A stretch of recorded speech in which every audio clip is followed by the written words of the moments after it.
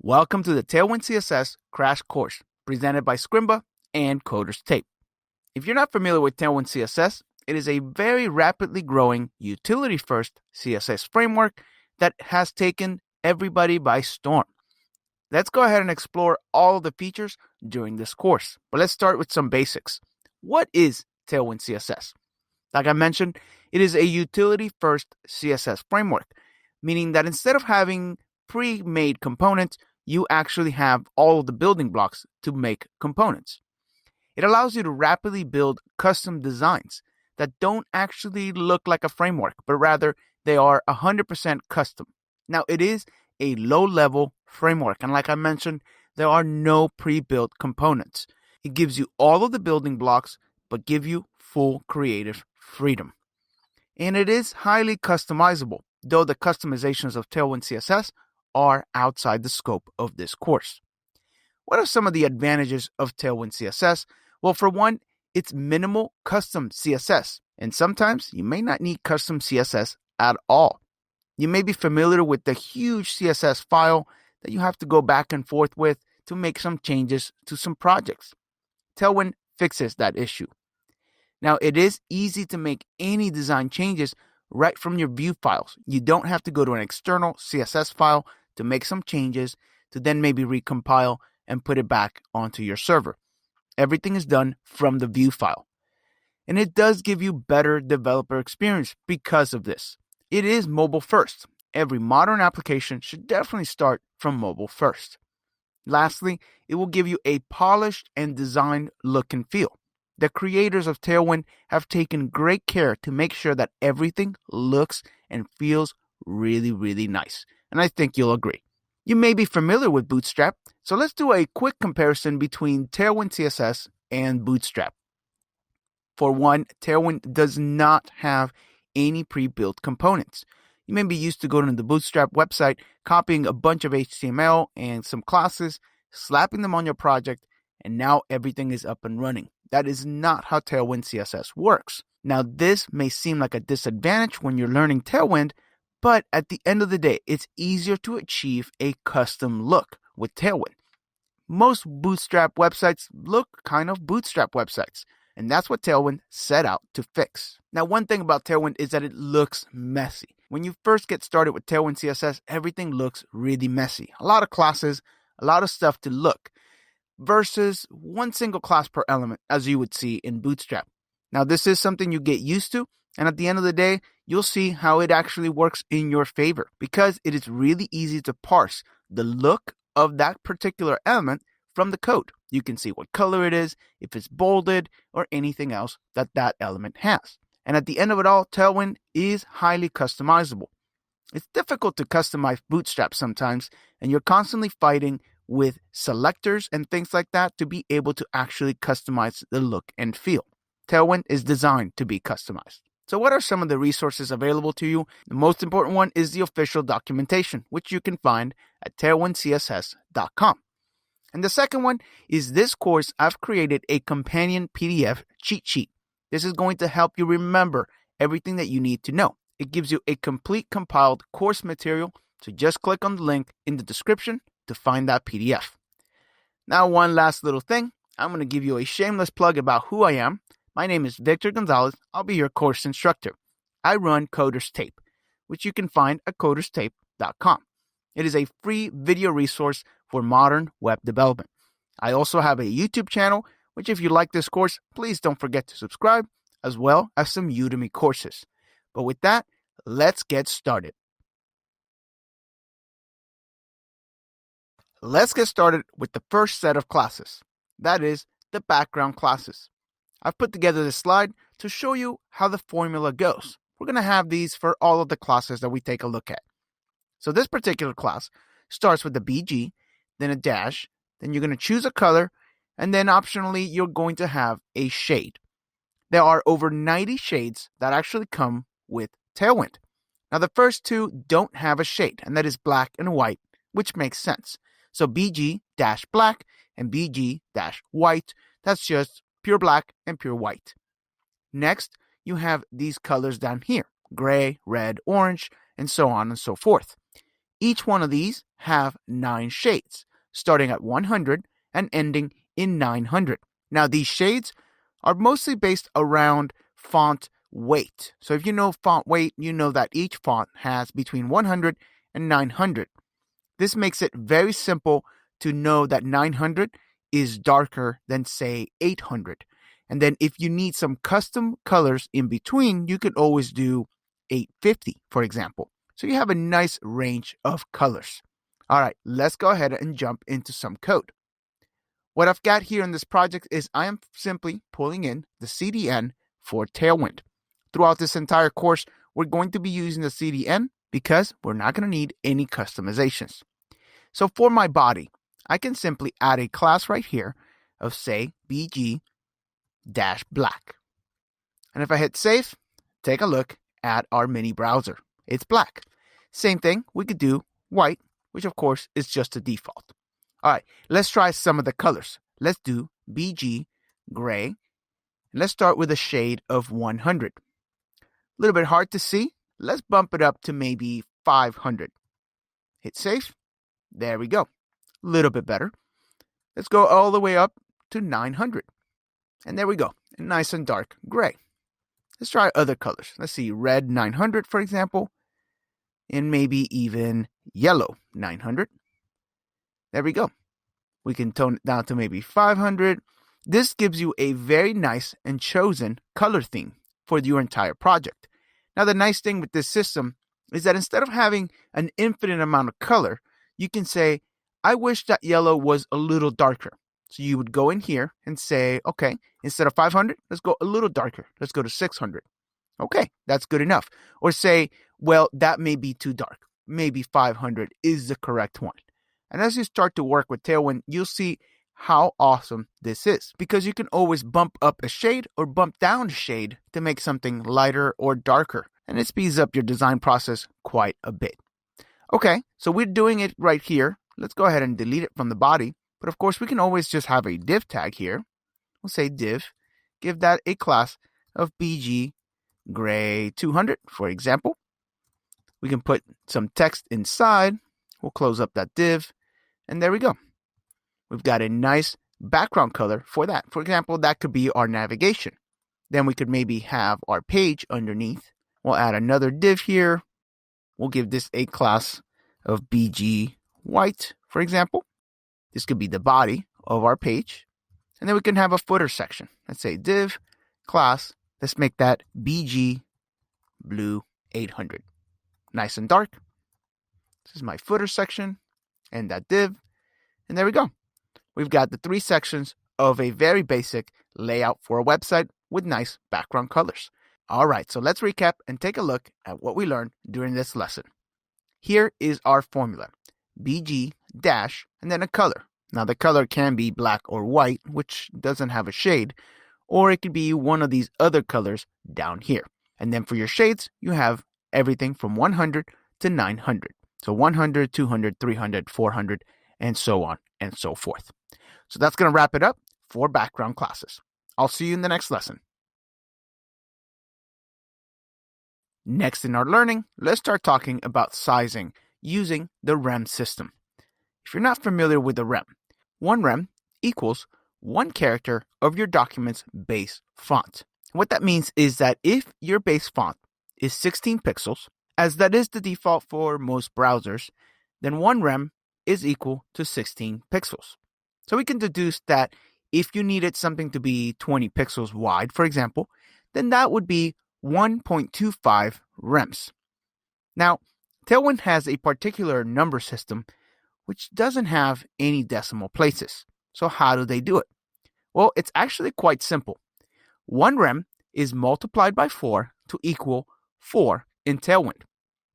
So using the same example, if the base font was still 16 pixels, well, that equals to 1 rem, but it also equals to 4 in Tailwind. And with the same example, if you needed a div to have a width of 16 pixels, then you would use the class of W-4. With the same example of 20 pixels, remember that was 1.25 rems, and that equals to 5, because 1.25 times 4 equals 5. So the width there would be W-5. So here is the formula for this class. You're going to use the same one for width and height. So it's going to be something like W dash and then a size, or H dash and then a size. And there are 3 different categories of sizes. So the first one is explicit sizes. So if we said 0, 1, 2, 3, and 4, etc., or you can have percentages represented as fractions. So 1/2, 1/3, 1/4, a fifth, a sixth, and a 12th. And then on top of that, we've got screen and full. So let's talk about each one individually. As we talked before, these sizes with the actual numbers, they're equal to the rem times 4. So 4 is 1 rem, which would be 16 pixels. So if you needed a box that was 16 pixels wide or 16 pixels in height, then you would use W-4 or H-4. Now, if you needed it to take up half of a page, in that case, you would use 1/2, which is equal to 50%. Now, if you needed it to be the width or height of the entire screen, then you would use screen or full to take up its whole container. So let's dive in and take a look at some code. Let's start with some divs. So this first one here, let's give it a BG gray 100. We already learned about these. And then let's give it a width of 16 pixels. That would be W-4. And let's put some text inside. We'll end that div, save, take a look in the browser. So there we go. Now it's hard to see right now because it's too light. Let's make that maybe 500. There we go. So that is 16 pixels wide. Okay, let's make it a little bit wider. What about 32, for example? There we go. Nicer in size. And then if we wanted to make it a perfect square, we can also use H for height. So H-32. And now we have a perfect square. Pretty cool. So we've combined 2 of the things that we've learned so far, which is background colors, width, and height. Next, let's go ahead and do one of those percentage ones. So we'll say BG gray, maybe 800. And we'll say this should be equal to half of the page. So width-1/2. And there we go. Now these percentages, they are a little harder to see, but if we resize this window, you see that it is always half of the window width. So there we go. Now the last thing we could do, of course, is give it a width of screen, which will take up everything from left to right, as well as we could do full. Now let's go back to these fractions. I do want to clarify something here. So we said width of 1/12, for example. This would be your typical 12-column grid. You have every class available inside. So 1/12, 2/12, 3/12, and so on and so forth. So we could say 2/12 or 3/12. And then we can have maybe another div that is another 3/12. And then we can have another one that's maybe 6/12. So this would be typical of your half of half, half of half, and then the other half. Let's change the colors on these to say red, maybe orange. And there we go. Now they are stacked on top of each other because, of course, divs actually end up on top of each other. But once we learn to put everything together, this, of course, would fall in as 3 columns. This one starting here, then the next one, and then the next one. So that's how that would work. All right, let's review what we learned about width and height. The formula for here is W or H and dash and then the size. Now you got to choose one of the 3 categories, with the first one being an explicit height, which represents actual numbers in pixels.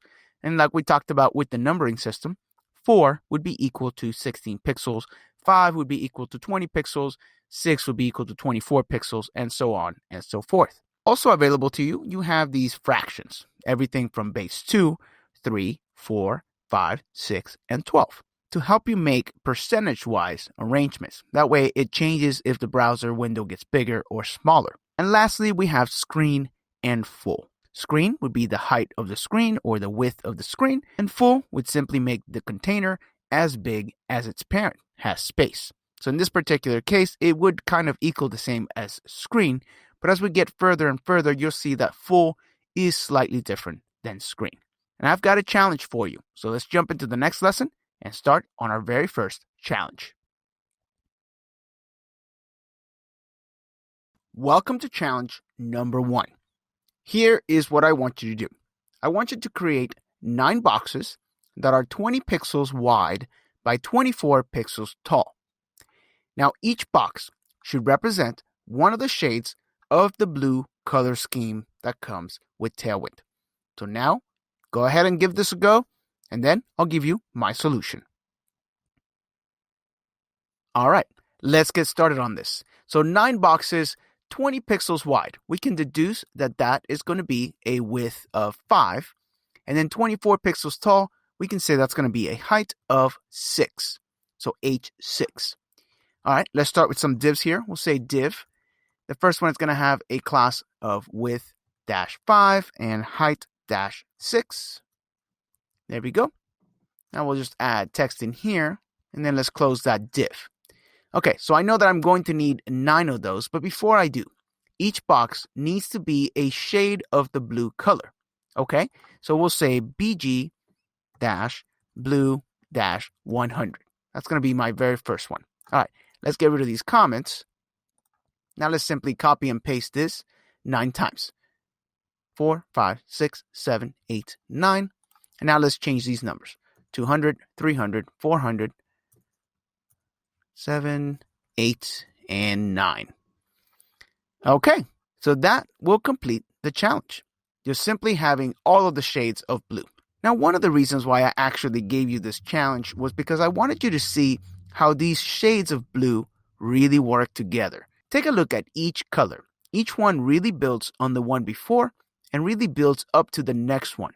So they can be used in conjunction with each other without ever clashing, which is awesome. I think eventually you'll learn to love how the Tailwind team really took care of creating color schemes that look professional and modern, and not like your typical ugly UI that you expect out of the box. So with that challenge complete, let's move on to the next section of our learning.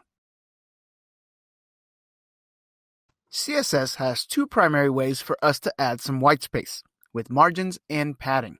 Margins are outside of the element, and padding are inside of the elements. Now, one nice thing with the numbering system that we already learned about is that now we get to reuse it in different places. And this is the first one. Notice that the numbering system for padding and margin are exactly the same as it was for width and height. So if you needed a padding of 16 pixels, that would simply be 4. So for the formula for this, you have P for padding or M for margin, followed by a dash and then the size. So if you needed padding of 16 pixels, that would be P-4 for 4, meaning 1 rem, meaning 16 pixels. We've talked about that. All right, let's take a look at some examples here on the browser. Let's add 2 divs. So with the first one here, we'll give it a class. Let's give it a background color of BG Blue 800. Let's make it kind of wide. So width of 32 and height of 32. We'll put some text inside, and then let's have another one. Okay, so exact same thing, 2 of those boxes. Let's give this one maybe blue 500. Okay, so we've got 2 boxes. So margin, like I said, margin separates something from the outside. So if we added some margin to this top div, meaning the darker blue here, then that should separate the 2 boxes. Let's say margin, so M-4, hit save, and now notice that we have margin of 16 pixels all the way around this box. So we could do the same thing to the other box if we wanted to. This one we could say margin-4. We'll hit save, and sure enough, now we've got margin all the way around. But we don't really have any control because this is adding it everywhere. What if I just wanted to add it to the bottom or to the top? All right, let's take a look at how we make that happen. Here's the new slide for that. We have 4 things that we can add right after, which could be L for left, R for right, T for top, and B for bottom. Okay, so with these new modifiers, if we only wanted to add the margin on this top one, say to the bottom of the box, we could say MB-4. Now notice that all of it went away except for the very bottom. Okay, we can do the same thing to this one, maybe give it a margin top of 4. Hit save. So now the top box has bottom margin and this bottom box has top margin on it. Next, let's talk about padding. Padding is inside. Notice that the text is all the way on the top and on the left. if we wanted to add a little bit of padding to that, we could do the same thing. Instead of the M, you would use P. So we'll say P-4. And on this one, let's also give it P-4. Once we hit save, now notice the difference. Notice how we have the padding is on the inside and the background is not affected. These boxes are back to touching because I removed the margin. Now we can work with these in conjunction with each other. So on this top one, I could say, give me a margin bottom of 16 pixels, so MB4. And there we go. So now we've got padding and margin. So that's how we can control how the text is displayed inside.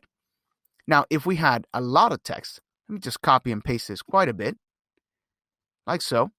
You see now, we do have it here on the left and on the top, and it's on the right as well. You just can't really see it. So we don't really have control of that, but we could do the same thing. Instead of P-4, we could say PT, for example, for padding top of 4. There we go. So now there is no padding on the left. Now we can add different amounts as well. So we can leave the padding top of 4, but perhaps we want a padding on the left hand of 2 and padding on the right of 2. And there we go. So that's looking a little bit better. Now there is a shortcut for this. Notice that we added the same amount of padding to the left as we added to the right. So we have another version of that, which is X and Y, representing the X-axis and the Y-axis. So we could add padding or margin to the X-axis, meaning left and right, or to the Y-axis, meaning top and bottom at the same time. So we can simplify this padding left of 2, padding right of 2, with simply padding X on the X-axis dash 2. And if we hit save, no difference whatsoever, except now we saved a little bit of typing. So that's how padding and margin works. Let's review these 3 slides. Let's go back to the beginning. So again, you have padding and margin represented by P and M, followed by the same numbering system that we already have. On top of that, you can assign a left, right, top, and bottom for both padding and margin, as well as if you needed left and right with X or top and bottom with Y. So that is how padding and margin is assigned. And notice that again, you have all the way up to 64. So you do have quite a bit of options in terms of padding and margin baked right into Tailwind CSS. Over the next 2 lessons, let's take a look at how to style text with Tailwind CSS.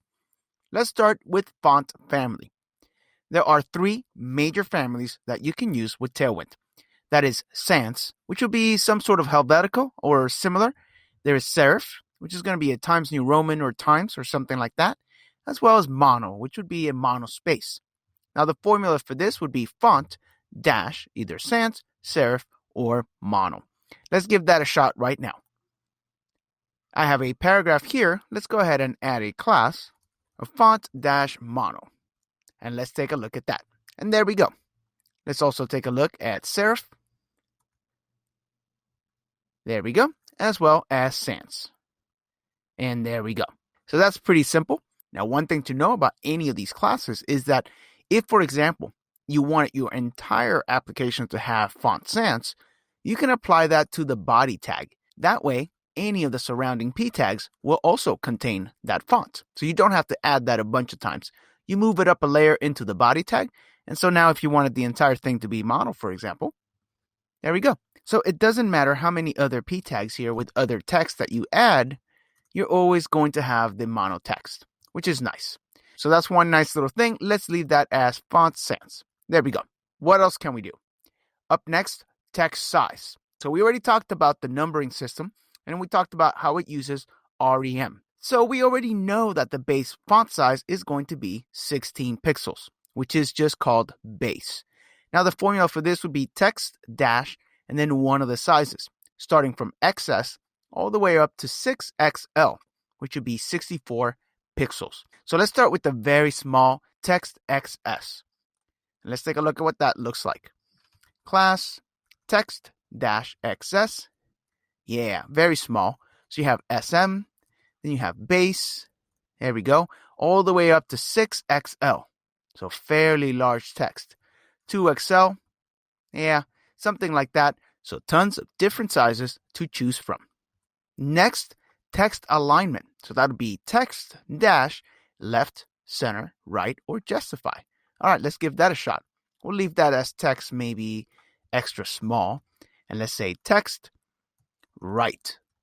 And there we go. So now it's to the right. You can also say justify. And that'll work, as well as center. And there we go. Up next, text color. So this is a nice other thing that we have here, and it's the fact that we already learned all about the colors. Remember when we touched up on backgrounds? Well, all you have to do is change from BG to text dash color and shade. All right, so we already know how to use this, so let's just jump right to it. Let's say text blue 500. And there we go. We have blue text. Let's change it to gray, for example. So everything we learned about the colors, you can just reapply by using text. Now, the nice thing is that you can still use BG gray 900, for example. So there we go. Now we've got the same family of background to text color, which is pretty awesome because when you have matching families like that, everything just looks really good right off the bat. Now, to make this look even better, all we would have to do is add some padding, which we already know how to do. Maybe P-5. There we go. Perfectly good formatted text block right off the bat. Now, if on top of that you wanted some space all the way around, let's also add margin of 3. And there we go. How easy is it to format this nice looking text just with a couple of classes? So all we did was extra small size. We centered the text. We gave it a margin of 3, which is, if you remember, 12 pixels. Then we gave it a padding of 5, which, if you remember, should be 20 pixels. BG gray 900, which is a nice dark gray. And then we changed our gray text color to 500 using the exact same colors and scale. Awesome. Great job. So that's going to wrap it up for this lesson. But before we go, as we always do, let's do a full review of everything that we learned. We started with font families. 3 of those, to be precise: sans, serif, and mono. And I told you one quick tip that you can use is to put that at the very top, probably on the body, because most of the time, the whole entire application would be one single font. You can always override the font if you need to, but choose the base font at the body tag. That way you don't have to repeat that more than once.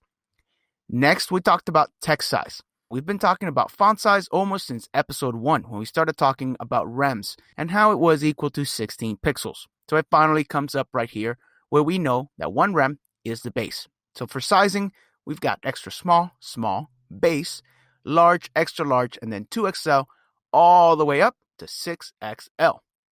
After that, we started talking about text alignment. Left, center, right, and justify. Pretty self-explanatory. And finally, we reused our colors from background for our text by simply changing the formula from BG dash to text dash, and everything else remains exactly the same. So I will leave you with one small piece of advice, and that is that text color should probably also be defined in the body.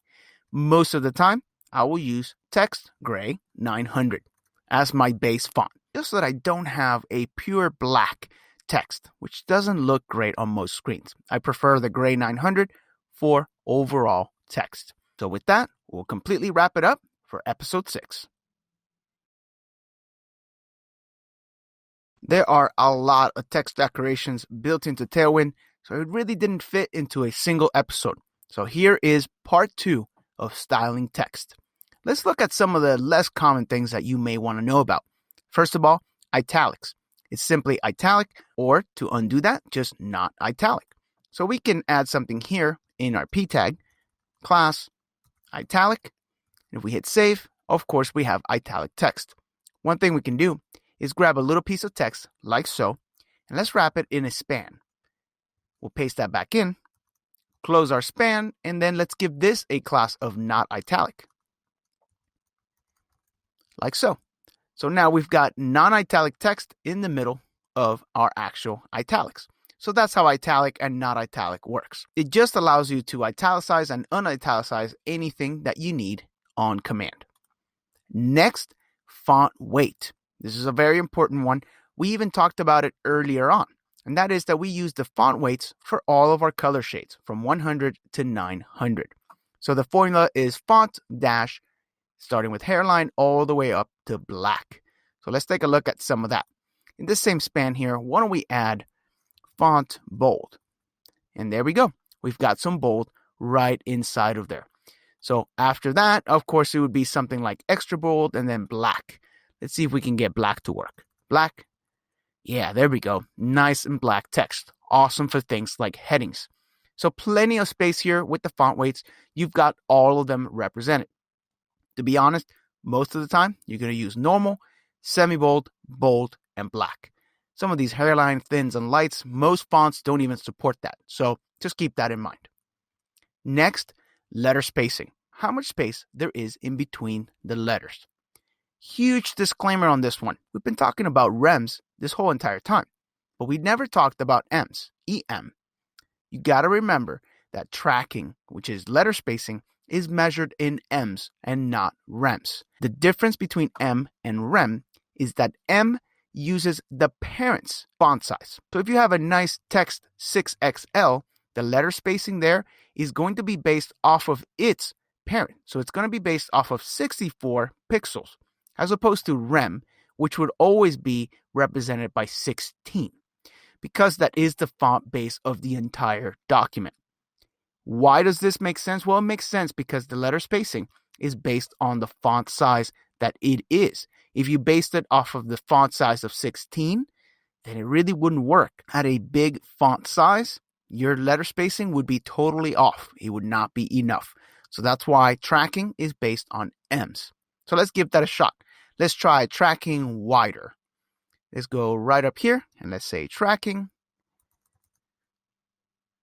wider. And there we go. So immediately we see a lot more space. Now this is nice when you have something like tight, because if you have a lot of text that you need to fit in a small space for UI, it's nice to be able to use tracking tight. So just keep that in mind. The next one is similar and it talks about line height. So the formula is leading, dash, and then whatever spacing you want. Let's try relaxed. So leading, relaxed. Let's try that. Leading, relaxed, and there we go. We start to see more line height in between these lines. If you want to get really big with it, you can use loose. There we go. So that's almost like 1.5 line height right there. Next, text decorations. Underlines, no underlines. It works very similar to italics as well as line through. So let's try some underline, maybe inside of here. Underline. Yeah, there we go. So now we've got black and underline. And on the whole thing, we can always say line through. There we go. So some nice little small classes that you can use from time to time. Finally, we get to text transform.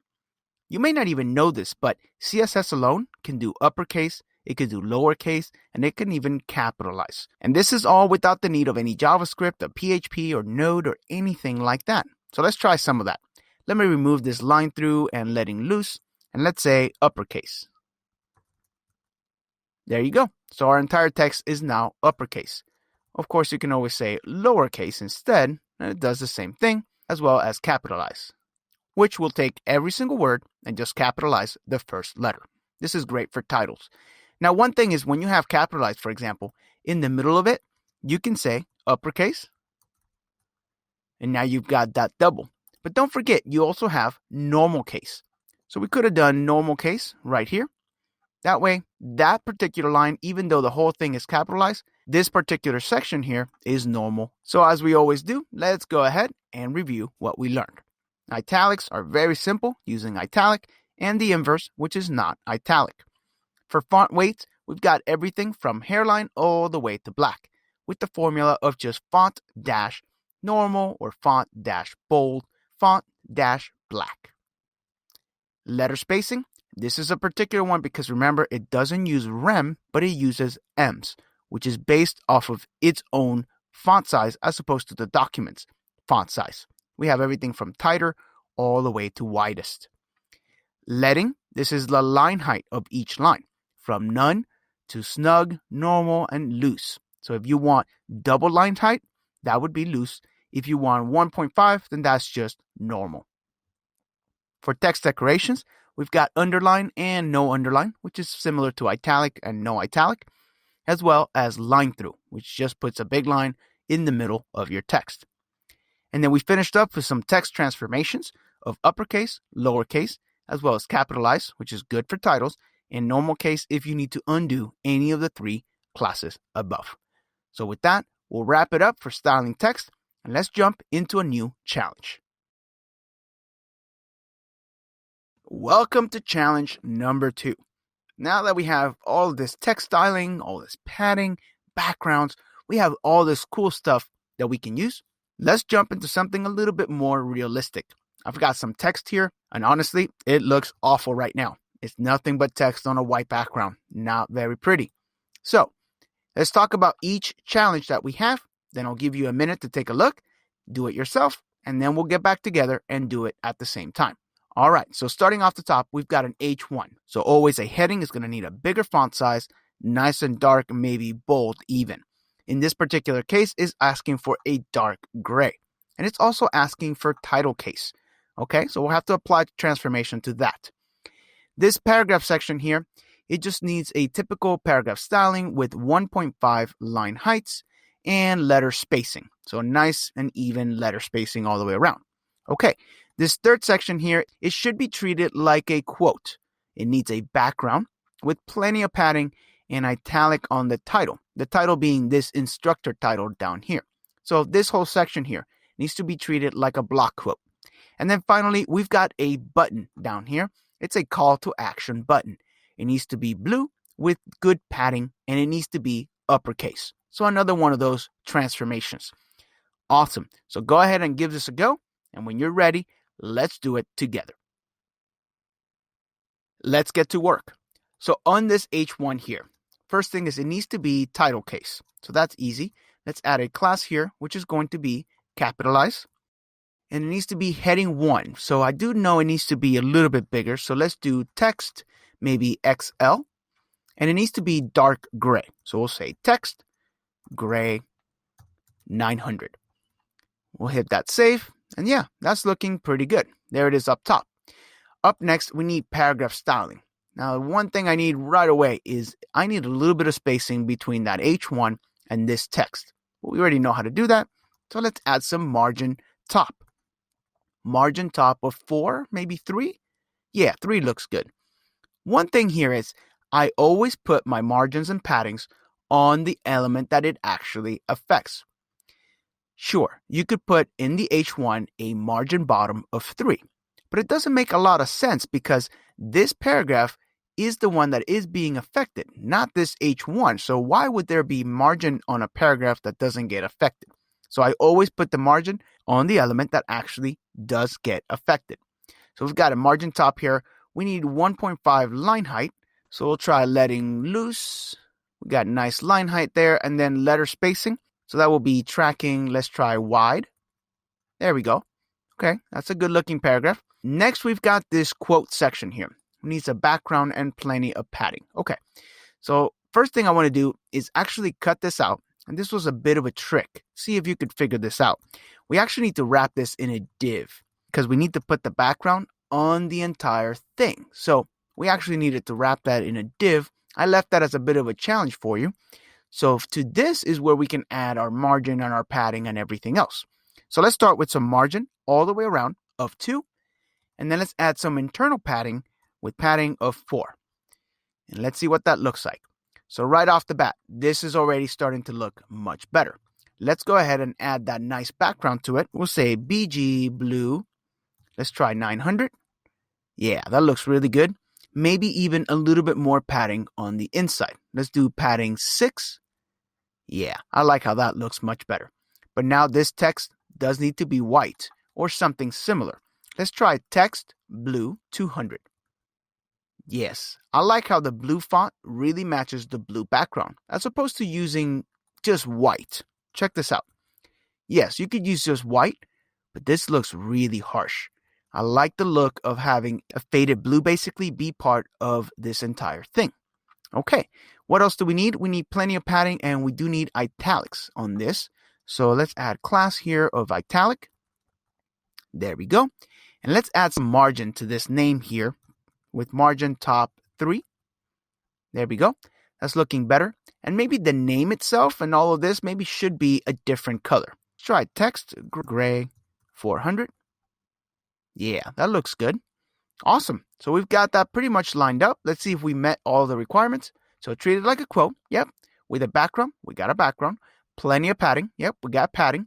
And italic title, which we did down here. Awesome. Finally, we've got this call to action button. So it needs to be uppercase is the first thing that I see here. So let's say class, uppercase. There we go.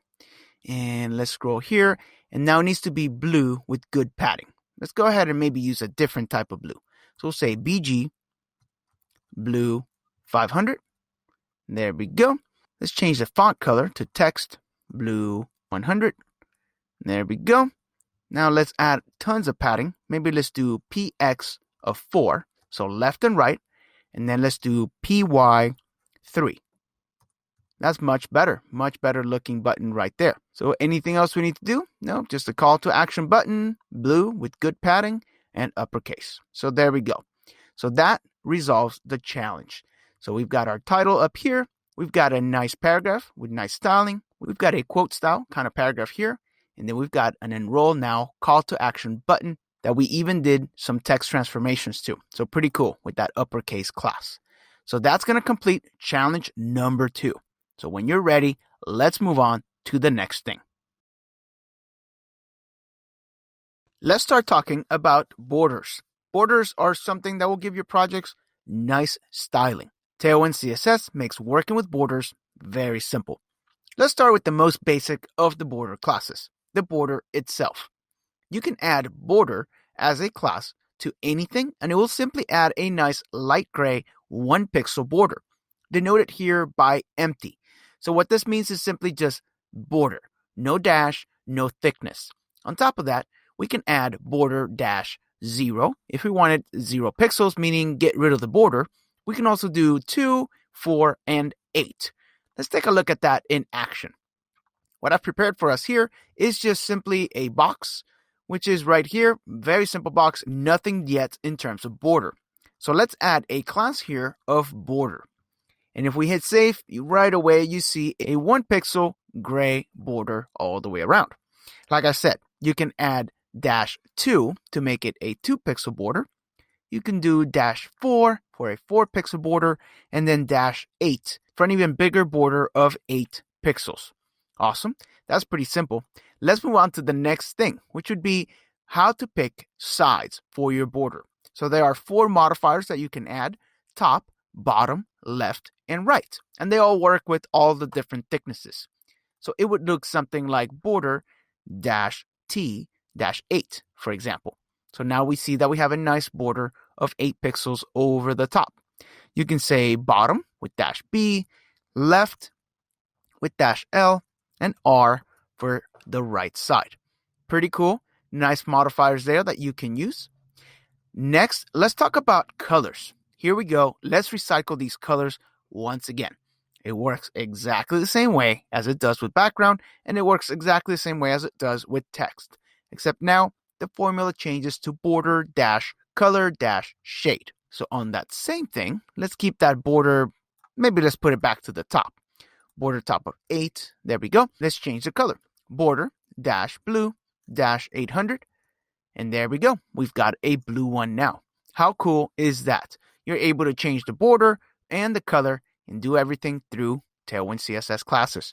Pretty cool stuff. Next, let's talk about styling, because borders can be different. The default is solid, as we've been looking at, but we also have dashed, dotted, and double. Let's try one of those. Right here, let's say border, dotted. Now we've got some dots along the top. Let's get rid of that T, and now it's all the way around. Pretty cool. How about dashed? Now we got dashes, and we also have double. There we go. Awesome. So all of these, they do work in conjunction. So we could go back to border 2 and it would still work. It's a little harder to see on the smaller borders, but it would still work. Okay. What is next? Radius. And initially you may not associate radius with borders, meaning rounded corners, but it is. So the class here is a little bit different. It is rounded instead of border. So it'll be rounded, and then you have SM. Then you have another one of these empty ones, which means simply just rounded, no dash. Then you've also got rounded LG as well as rounded full. So SM will be equal to 2 pixels. Rounded by itself would be 4 pixels, LG 8, and full would be 9,999 pixels. A little bit arbitrary number. That's actually what it is. All right, so let's try that now. Let's add rounded here at the end.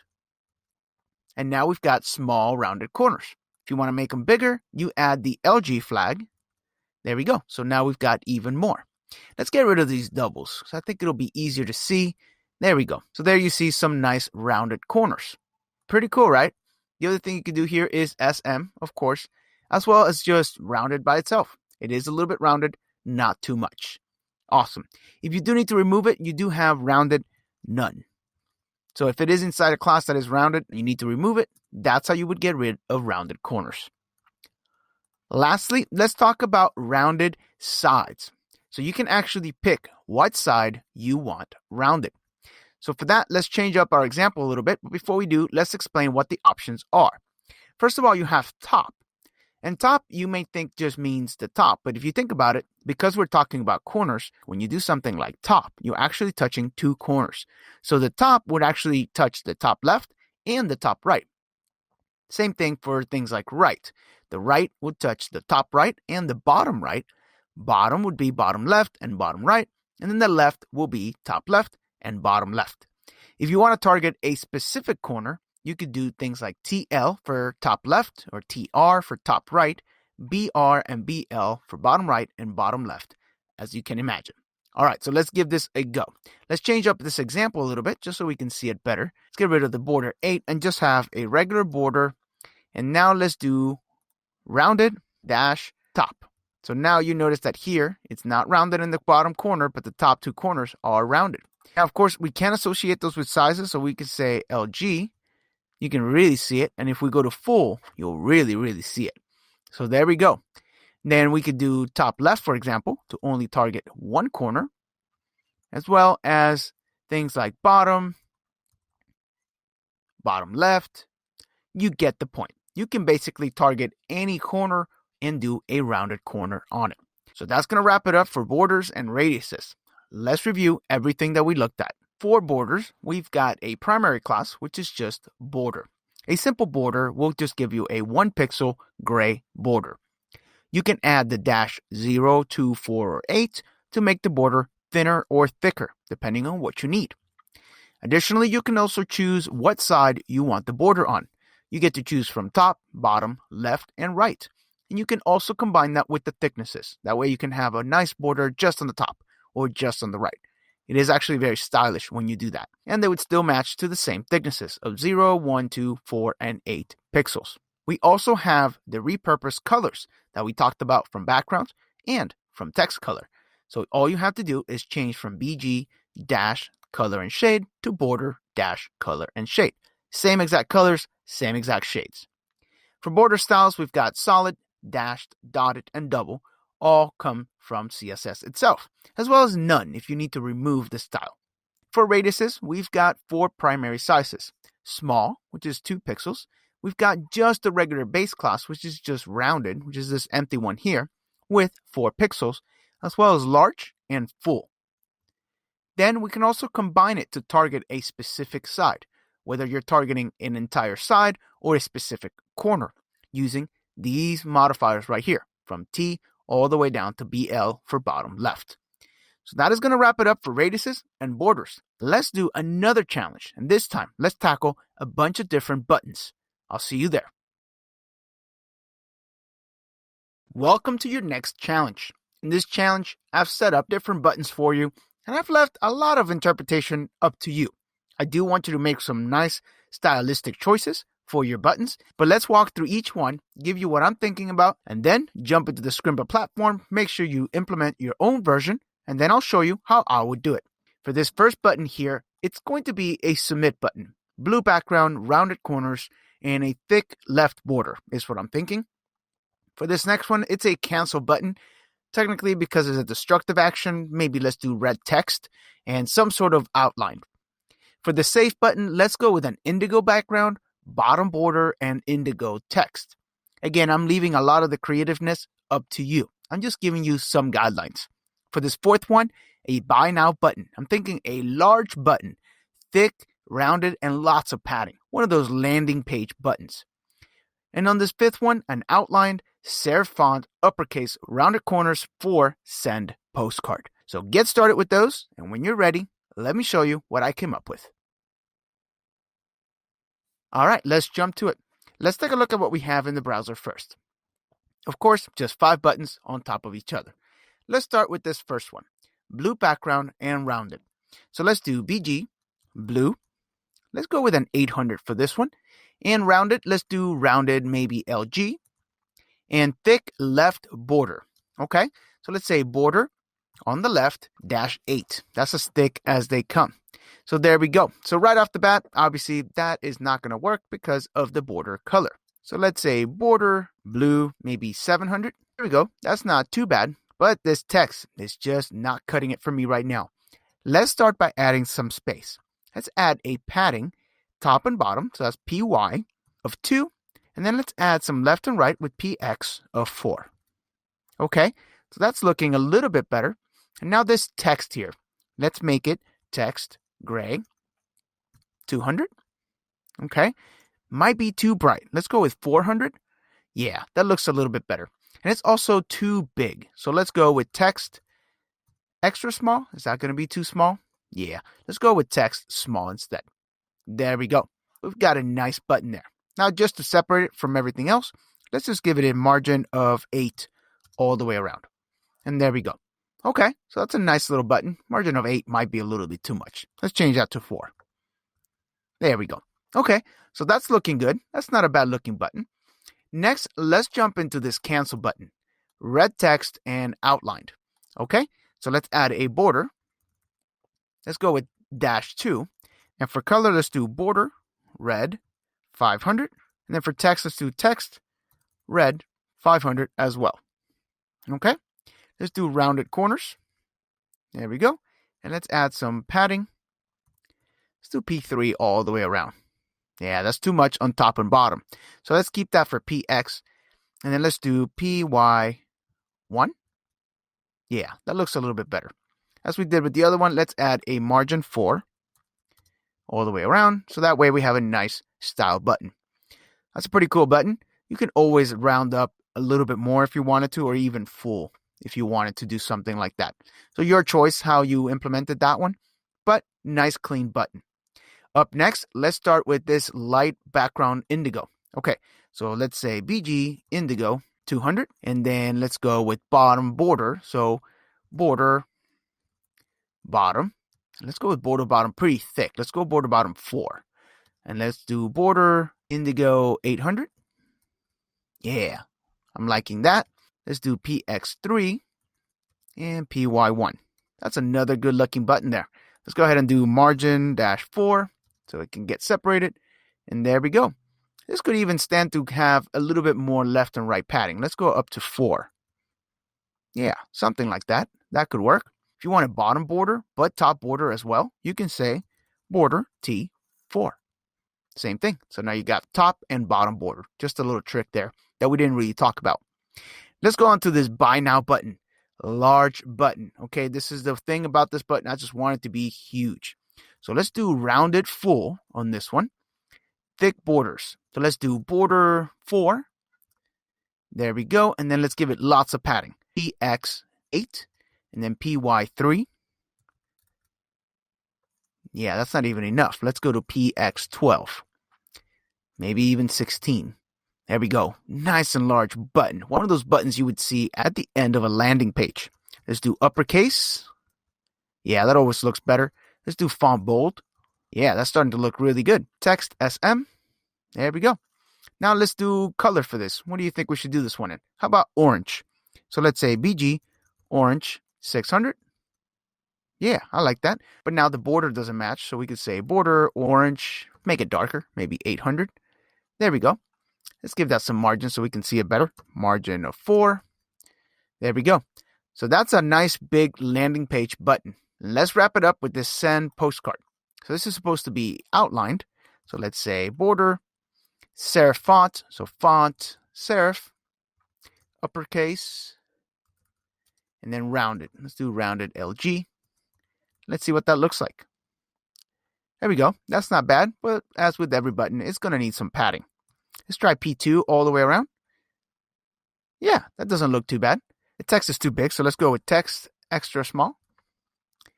Yeah, there we go. That's not a bad looking button. And let's give it some margin so we can see it. There we go. So 5 totally different buttons that I just came up with right here. And that's the greatest thing about Tailwind, is really you can take it in whatever direction you want. It's up to you. You have complete creative freedom. So you can make any button of any color, of any size for any application very, very easily.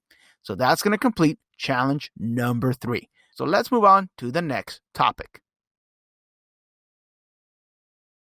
Let's move on to some of the display modes. Now in CSS, you may know this, most things are actually blocks, but sometimes you need to change that from block to inline, or most of the time to flex, or even hidden. So let's take a look at the available display modes. First off, let me show you what I've set up for us in terms of code. All I have here is just a div that says hello, which contains another div which just has a background of yellow with a width of 32 and a height of 6, which says world inside. So we have a div within a div. Great. So like I said, everything is block. So notice here in our preview, hello and world are on top of each other. So the first thing we can do here is add inline to this second div. And now notice that they are on top of each other. But notice one thing though, the width of 32 is not being respected. Look at the yellow background. It doesn't work. So again, this is what we have normally. You see how it has a width of 32? But when we go to inline, it goes away. Okay, so how can we fix this? Well, that's what the second one is, the inline block. So inline dash block will respect the width of the container. Awesome. Up next, we have flex. Now we're going to dedicate an entire section just to flex. So just for now, just know that flex is one of them. We'll get back to that one. We also have inline flex, as well as table, table row, and table cell. To be honest, you're never going to use those unless it's very specific. But all it has to do is with tables. The last one I do want to talk about, though, is hidden, because hidden is an important one. Sometimes you just need to hide an element. So for that, we can give it a class of hidden, and it's gone. So just like that, we've looked at the display modes. But like I said, we need to dedicate an entire section just to flex, because flex is such an important part of Tailwind CSS. Let's tackle that in the next lesson. Welcome to what could be arguably the most important lesson about Tailwind CSS, Flexbox. Flexbox is what's going to allow us to do some pretty cool stuff with Tailwind. Now, this is a very powerful tool, but it is a little bit confusing if this is the first time that you're taking a look at it. Hopefully, you know a little bit about Flex, and this would just be a review for you. So let's start with the base Flex class. If you give something a class of Flex, it simply turns that into a Flex container. Let's take a look. I've set up our first example here. I've got 3 boxes. They're 16 by 16. One is yellow, one is teal, and one is red. When we take a look at the preview, as we expect, everything is on top of each other. Now, I've wrapped these 3 divs in a div, and on this wrapping div, let's give this a class of Flex. And right off the bat, we see the difference. So now we see that the items are basically next to each other. Okay. We can start to work with this. Let's move on to the next section of Flex, and that is Flex direction. This is what makes Flex so powerful. If we take a look at the formula, it's justify dash and then one of the alignments. The default is start, but we also have center and end. Let's try those. So let's add here after Flex, let's say justify center. And if we hit save, sure enough, you see that it goes into the center. Okay, let's try justify end. And now it's at the end. Okay, this is pretty cool. Now, one of the coolest things that I find about Flexbox is between and around. Check this out. So if we change this over to between, how cool is that? Now it actually adds padding in between so that you can have some nice spacing. And around is very similar, except that it gives it at the beginning and at the end as well. Very, very powerful stuff. Let's see what else we could do with Flexbox. We can, of course, do alignment vertically. We've been looking at horizontal alignment, but now we could do vertical. In order for this to work the way that you intended to, we need to make sure that we have full height. Let me show you what would happen now. Let's say that I wanted to align these vertically. So let's do items-center. Okay, items-center. Nothing happened. How come? Well, to prove this, let's give this a background here. Let's say BG Blue 500. Yeah, you see this container is only as tall as my 3 boxes. So what I could do is give it a height of screen, and there we go. So now you see that my boxes are in the center of my screen because it is the correct height. So that is one thing that is very important to keep in mind whenever you're trying to do Flexbox with vertical alignment and things are just not working, things don't seem to go where you need them to go. It's because the container needs to have the proper height. By default, all containers take up their entire width, but they don't take up their entire height. This is super important, and it's what gets a lot of people confused when using Flexbox. You're thinking vertical alignment should just work, and it doesn't. And why doesn't it work? Remember, just make sure that you have the proper height on your container.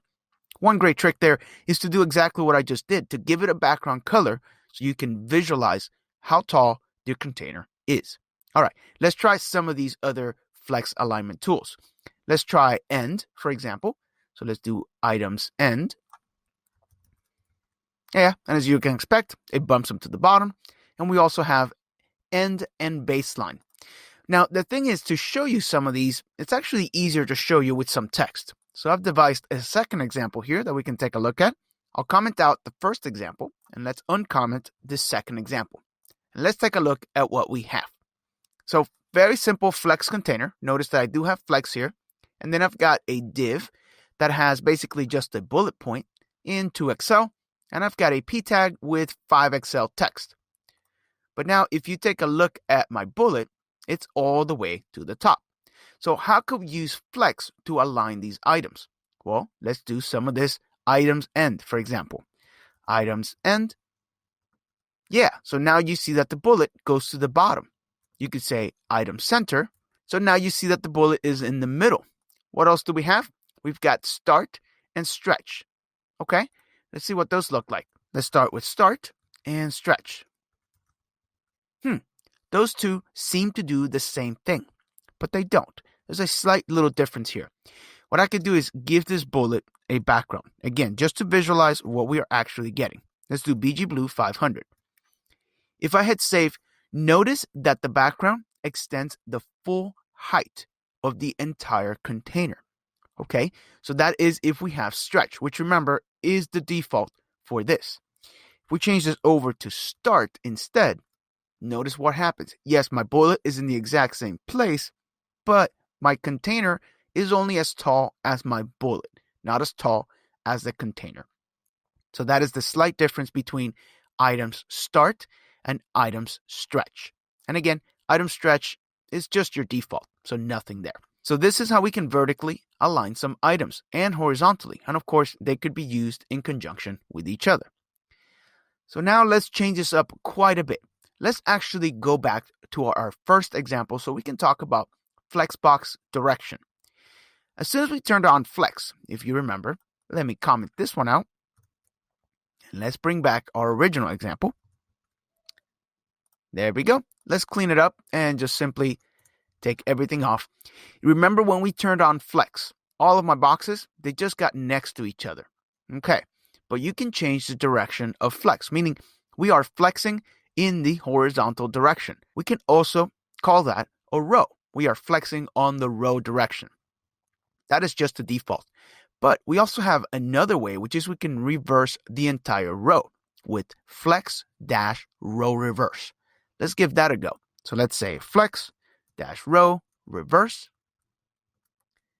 Yeah, how cool is that? So we've basically done a full 180 on this entire row. Okay? But we can also do it in the column direction. So we can say flex call or flex call reverse. Let's give that a shot. Let me change this over to column. And there we go. Now we are in the column direction, and we can also reverse this as well. There we go. So now we've done a full 180. And when I say we've done a full 180, I totally mean a full 180. If you remember, justify center whenever we were in flex makes it centered from left to right. What do you think will happen if we justify center now? Yeah, it's flipped. Whenever you use flex column, it flips your justify and your items to be in the other direction. Let's refresh your memory again. Let's go back to just flex. Notice that my items are centered from left to right. But when I switch over from flex to flex column, now justify centers, the exact same class, is actually vertically aligning. So if I wanted to do the same alignment from left to right, I need to change this over to items center, like so. And now we get the same effect. And of course, I can always do both to get it perfectly centered, like so. So now these three blocks in a column are perfectly centered from left to right and from top to bottom. So we'll recap on this because this is an important concept of Flexbox. Whenever you flip the direction of your flex, you're also flipping the direction of both your horizontal alignments and your vertical alignments. So justify alignment is horizontal only and only if flex is in the row direction. If flex is in the column direction, and in that case, justify is talking about vertical alignment. And then the inverse for items. It is a vertical alignment as long as flex is in the row direction, otherwise is horizontal in the column direction. All right, so one last thing I want to talk about, and it's Flexbox wrap. So let's take a look at what would happen if we had a lot of items. Let's go back to just a regular flex container. Let's get rid of everything. And all I will do here is do copy and paste here a bunch of times. And whoa, what is this? You can tell it's not wrapping for one, but two, it's also not even conserving our width. Notice that everything just got crunched together. So in comes flex wrap.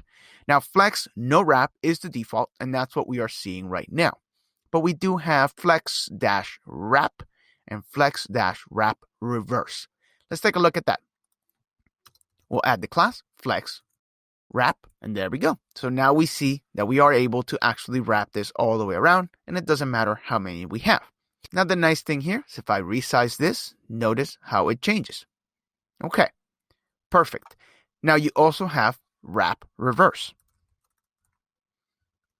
And at first glance, it may not be super obvious what it's actually doing, but notice that it's still in the right direction, right? It's not flipping the direction of the wrapping. Notice that we still have from the very bottom, 1, 2, 3, 1, and then it jumps up one row, 2, 3, 1, 2, 3. So that's what it's doing. It's simply just reversing the order of the rows. So the last row is the first row, and then the second to last row is your second row, and so on and so forth. Awesome. A lot of information in this lesson. You may need to rewatch this one because it's very, very important. And I did have a lot of information to give you. Let's go back to the beginning though. Flexbox. Flexbox is what's going to allow us to do incredibly powerful layouts with Tailwind, and it's actually a CSS feature. But Tailwind does a great job of implementing it nice and easy. So adding the flex simply gives us a flex container. From there, we unlock all of the power of Flexbox. Starting with Flexbox direction, we have two of them, the horizontal direction, which we use with justify of start, center, and between or around. And then if we need it on the vertical, then we use items dash and then stretch, start, center, and then baseline. So armed with that information, then we found out that you can change the direction. By default, row is the direction, and you can even do row reverse to start from right to left. But then we can go to columns with flex call. And what this will do is flip all of our directions. So now what used to be a horizontal, it's now a vertical, and what used to be vertical is now horizontal. So that's a very cool and powerful tool, but it can get a little confusing. You need to make sure you know which direction you're thinking of. Is it left to right or is it top to bottom? And then finally, we talked about Flexbox wrap. To be able to create some nice layouts that do change as the browser window changes and resizes, Flexbox wrap is exactly what we'll need. So armed with this information, go ahead and rewatch this lesson if you need to. And if not, let's move on to our next challenge. Welcome to challenge number 4. We've learned all about Flexbox, so now it's time for us to get down and dirty and try to get something on the page. All right, so here's what I've set up for us. I've got a div container that contains 9 divs inside. they are just representing each of the shades of the teal color scheme. Each one of those has a letter inside, A, B, C, D, E, F, G, H, and I. Okay, so here are the rules for the challenge. This must take up all of the available space, and I do mean vertically and horizontally. These boxes need to cover the entire viewport, okay? They also need to be evenly distributed in a 3x3 grid. So basically, I'm looking at A, B, C, and then there should be another row with D, E, F, and then another row with G, H, I, which, as we already know from rule number 1, must take up all available space. Okay? On top of that, the letters, they must be centered on this square, or in this particular case, it might be a little bit of a rectangle, but the letters must be in the center, both vertically and horizontally. And then finally, I want to have some spacing between the blocks. So I don't want the blocks to be touching each other. I want them to have a little bit of space. All right, so with that, I'll let you go off and give this a go. And when you're ready, let me show you how I would do it. All right, so let's get to work. First and foremost, here's what we have. Let's take a look. We've got everything on top of each other as we would expect. So the first thing we need to do is turn this into a flex container. We figured this is a flex challenge, so that should have been your very first step. And right off the bat, we run into a bit of an issue, which is we know that, well, these things are supposed to be taking up all the available space. So we need to handle one direction at a time. First and foremost, the most important thing you should have gotten from this was that because it's a 3x3 grid, then we need to set the width of each of these divs to be 1/3. And hopefully you got that. So let's go ahead and do that now. We need to give this a width of 1/3. Let me copy and paste this in all of these. And there we go. But now we've got a bit of a problem. And that is that this is not really wrapping the way we want it to. So you may have thought to go ahead and do some flex wrap. Let's do flex wrap. Okay, so we're getting somewhere. Now we've got A, B, C, and then we've got the 3 rows that we want. Awesome. So the next thing is it does need to take up all available space vertically as well. So you may have thought, well, let's go ahead and add a height of 1/3. So H, 1/3. And let me give this height to all of our classes here. We'll hit save. And you may have wondered, well, I remember he said something about the height needing to be the same as the parent. So we need to give this parent a full height. Let's do H screen. And there we go. Okay, so that's looking great. So does it take up all available space? Yes, it does. Is it evenly distributed 3x3 grid? Yes, it is. Okay, next, the letters must be centered on the square. Okay, and this may have been a little tricky. This one may have stumped you, and you may have gotten here and said, wait a minute, how would I do that? Could I do text center? Yeah, you could do something like that. You could do, say, text center. I would center the thing, but it wouldn't vertically center it. So how would you go about it? Well, we can reuse flex. Flex containers can contain other flex containers inside. Let's turn on flex. So say flex. Okay, that doesn't do anything. But if we do justify center and item center, there we go. Now our letter is right in the center. Awesome. Let's copy these classes to all of my other div tags here. Okay, so far so good. So letters must be centered on the square, and they are centered on the square. So for the last step here, we must have some spacing between the blocks. And hopefully you were able to come up with that solution that worked, but you may not have been able to, and that's okay. That's why we are here.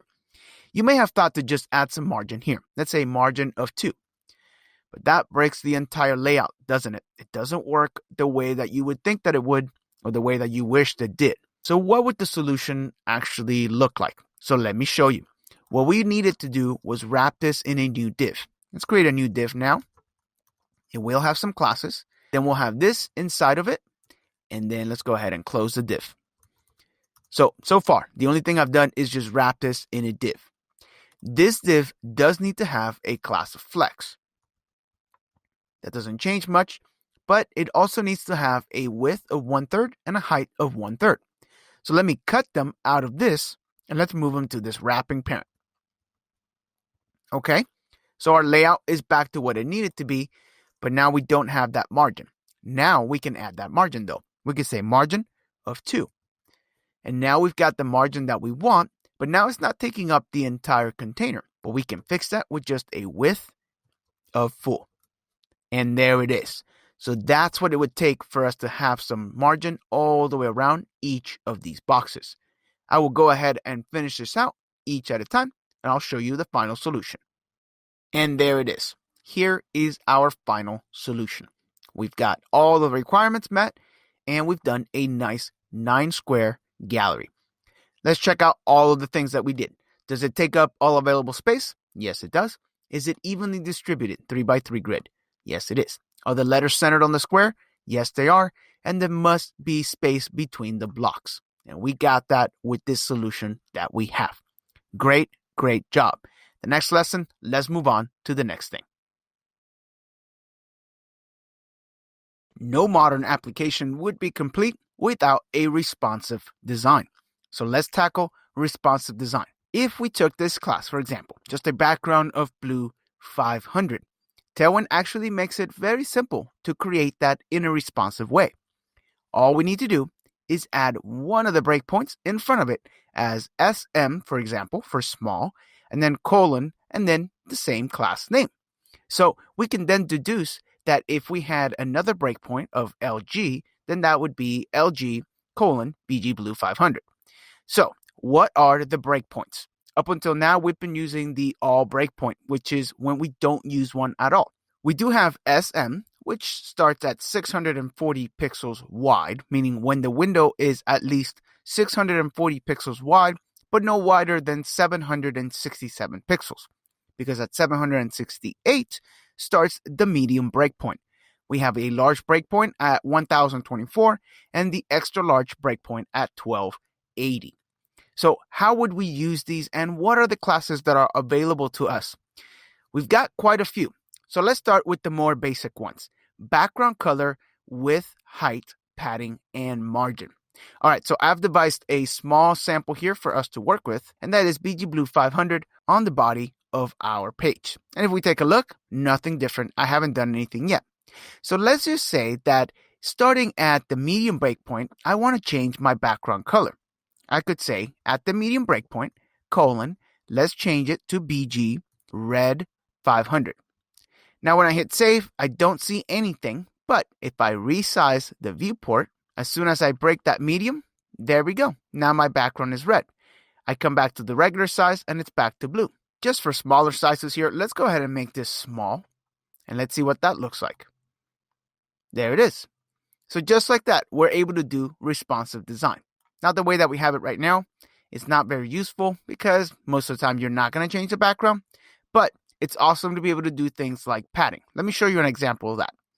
Let's add a div here. Let's give it a class of padding 4, for example. Then let's add some text inside of this div, and then we'll wrap up that div. Okay, so yes, we've got padding of 4, but now it would be nice if my padding was a little bit bigger once I got bigger screen size. So we could do that with SM. And let's make it something really exaggerated. Let's go to padding 32, just for some reason, so it's really easy to see. So as soon as we jump that point, look how much padding I have now. This is very useful. Most of the time, the padding in mobile version is going to be smaller. Obviously, this is an exaggerated example, but you get the point.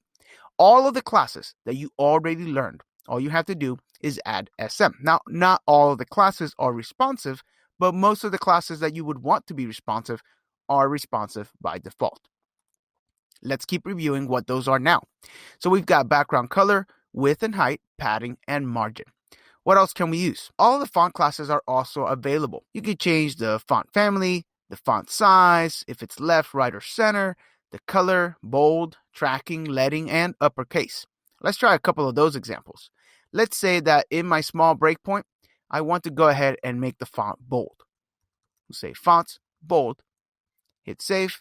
We don't see anything here, but as soon as I resize, there it is. So now my text is bold as soon as I hit that breakpoint. And of course, you can have as many of these as you want. In the medium breakpoint, I want it to be italic. How about that? So now we have bold and then bold and italic. So here's an important thing to know. Classes that are stackable do end up getting stacked. So in this particular view here, there's nothing, right? We just have some padding. But then at the small breakpoint, we add the bold. and here it is. However, then we add italic, but italic doesn't undo the bold. So the bold persists, and then we just add italic on top of that. So it's a cascading effect from mobile down to desktop. What else do we have? We also have border color as well as rounded. All right, let's try some of those now. Let's change this up. Let's say at small, let's add a border. So let's see, let's break that point. There it is. So now we've got a border whenever we end up in the small size. Now the best thing about this is that all these classes, we already learned them. All you need to do is know what the breakpoints are. And we've got a bunch of classes that we can use. And lastly, we've got Flex. Now this is an important one. All of the display ones are also responsive. And these are awesome because a lot of times you will use this. Let me change up this example to something like what we had before. Let's say width of 32, height of 32. We'll just say BG grade 200. We'll just have an A inside of here. Let's just give it a border just so we can see where the box starts and ends. And I'll paste that 2 times. There we go. So we've got this example. Now, most of the time in mobile, everything's going to get stacked on top of each other. So if I said flex on this body, well, that's not exactly what I want. I want this to be flex column. But then when I get to my medium breakpoint, which is about there, I want to be able to say, go back to row. So we could say SM flex row. And now we've got a row. And now in mobile, it stacks. This is the way that we make this work with desktop and mobile. Pretty simple, pretty easy to do. So that's going to wrap it up. Let's go ahead and review everything that we took a look at. So to make any class that is responsive, we take the class name that we already learned. All of the formulas that we already learned for class names, it all applies. All we need to do is add a breakpoint modifier in front of it. In this particular case, we've got SM, we've got LG, we've got XL, and MD. So each one starts at a different place, and each one stacks on top of each other. So starting at the 0 breakpoint, all the way up to XL at 1280. Some of the responsive classes that are available to us, as default, right out of the box, we've got background color, width, height, padding, and margin. Then for text, we've got font family, size, direction, color, weight, letter spacing, line spacing, and text transformations. Then for border, we've got the border shades, the colors, the styles, and width. And then rounded, we could change the rounded radius of each border. And then finally, we took a look at responsive classes available with the display property. They're all available in all of the different breakpoints. Things like flex column and flex row, you're going to use this in different breakpoints a lot of times. Like I said, in most mobile, everything gets stacked on top of each other. It's a lot easier to see on a mobile device things that are stacked, but on desktop, things look better if they're more in a row style. So that flex call, flex row, you're going to use that quite a bit. With that, we'll wrap it up for responsive classes, but in the next lesson, let's jump into another modifier. The hover modifier adds a whole entire array of new classes that we can use. Let's take the same example that we already looked at with BG Blue 500. All you need to do is add hover, colon, and then your class name. In this case, BG Blue 500. Now, not all classes are available for hover, and you really wouldn't want them. A lot of the other classes don't need to have a hover state. So here are the 4 that come out of the box with Tailwind. We're looking at background color, text color, font weight, and border color. Let's give some of those a try on a button that I've put for us in the code. And here it is. If we take a look at what we have, it's just a simple button. So why don't we add a hover state to the background of the button? To do that, we could simply add another class here with hover, BG, blue, and then let's do 600. So now that we've added that class, go ahead and jump into the Scrimba platform and hover over this button with your mouse so that you can see what happens. Great. So now that we did that, there are a couple of more that we could do. For example, let's jump back over here and let's do the text color. Right now, our text is white. Let's add another hover state for the text color. So we'll say hover, text, blue, maybe 500. All right, go ahead and jump into the Scrimba platform again and check out this new text color. Pretty cool, right? So all this stuff ships with Tailwind, and the greatest thing about it is that because of the way the classes are structured together, it's really easy to understand and remember what the class names are. So great job on this lesson. Let's go ahead and do a quick review of everything we looked at. Remember the hover modifier. All you would have to do is hover, colon, and then your class name. Now, out of the box, we've got background color, text color, font weight, and border colors. Now, as a little bit of advice, the best thing that you can use these hover states in are things that are supposed to be interactive. For example, buttons, or maybe even divs, or table rows, things like that. So don't try to overuse the hover state, but when it's necessary, it's great to know that it's available for you in Tailwind CSS.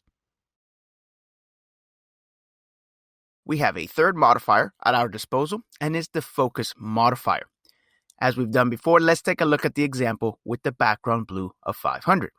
To add a focus state, you simply add focus, colon, and then BG blue 500. Simple enough.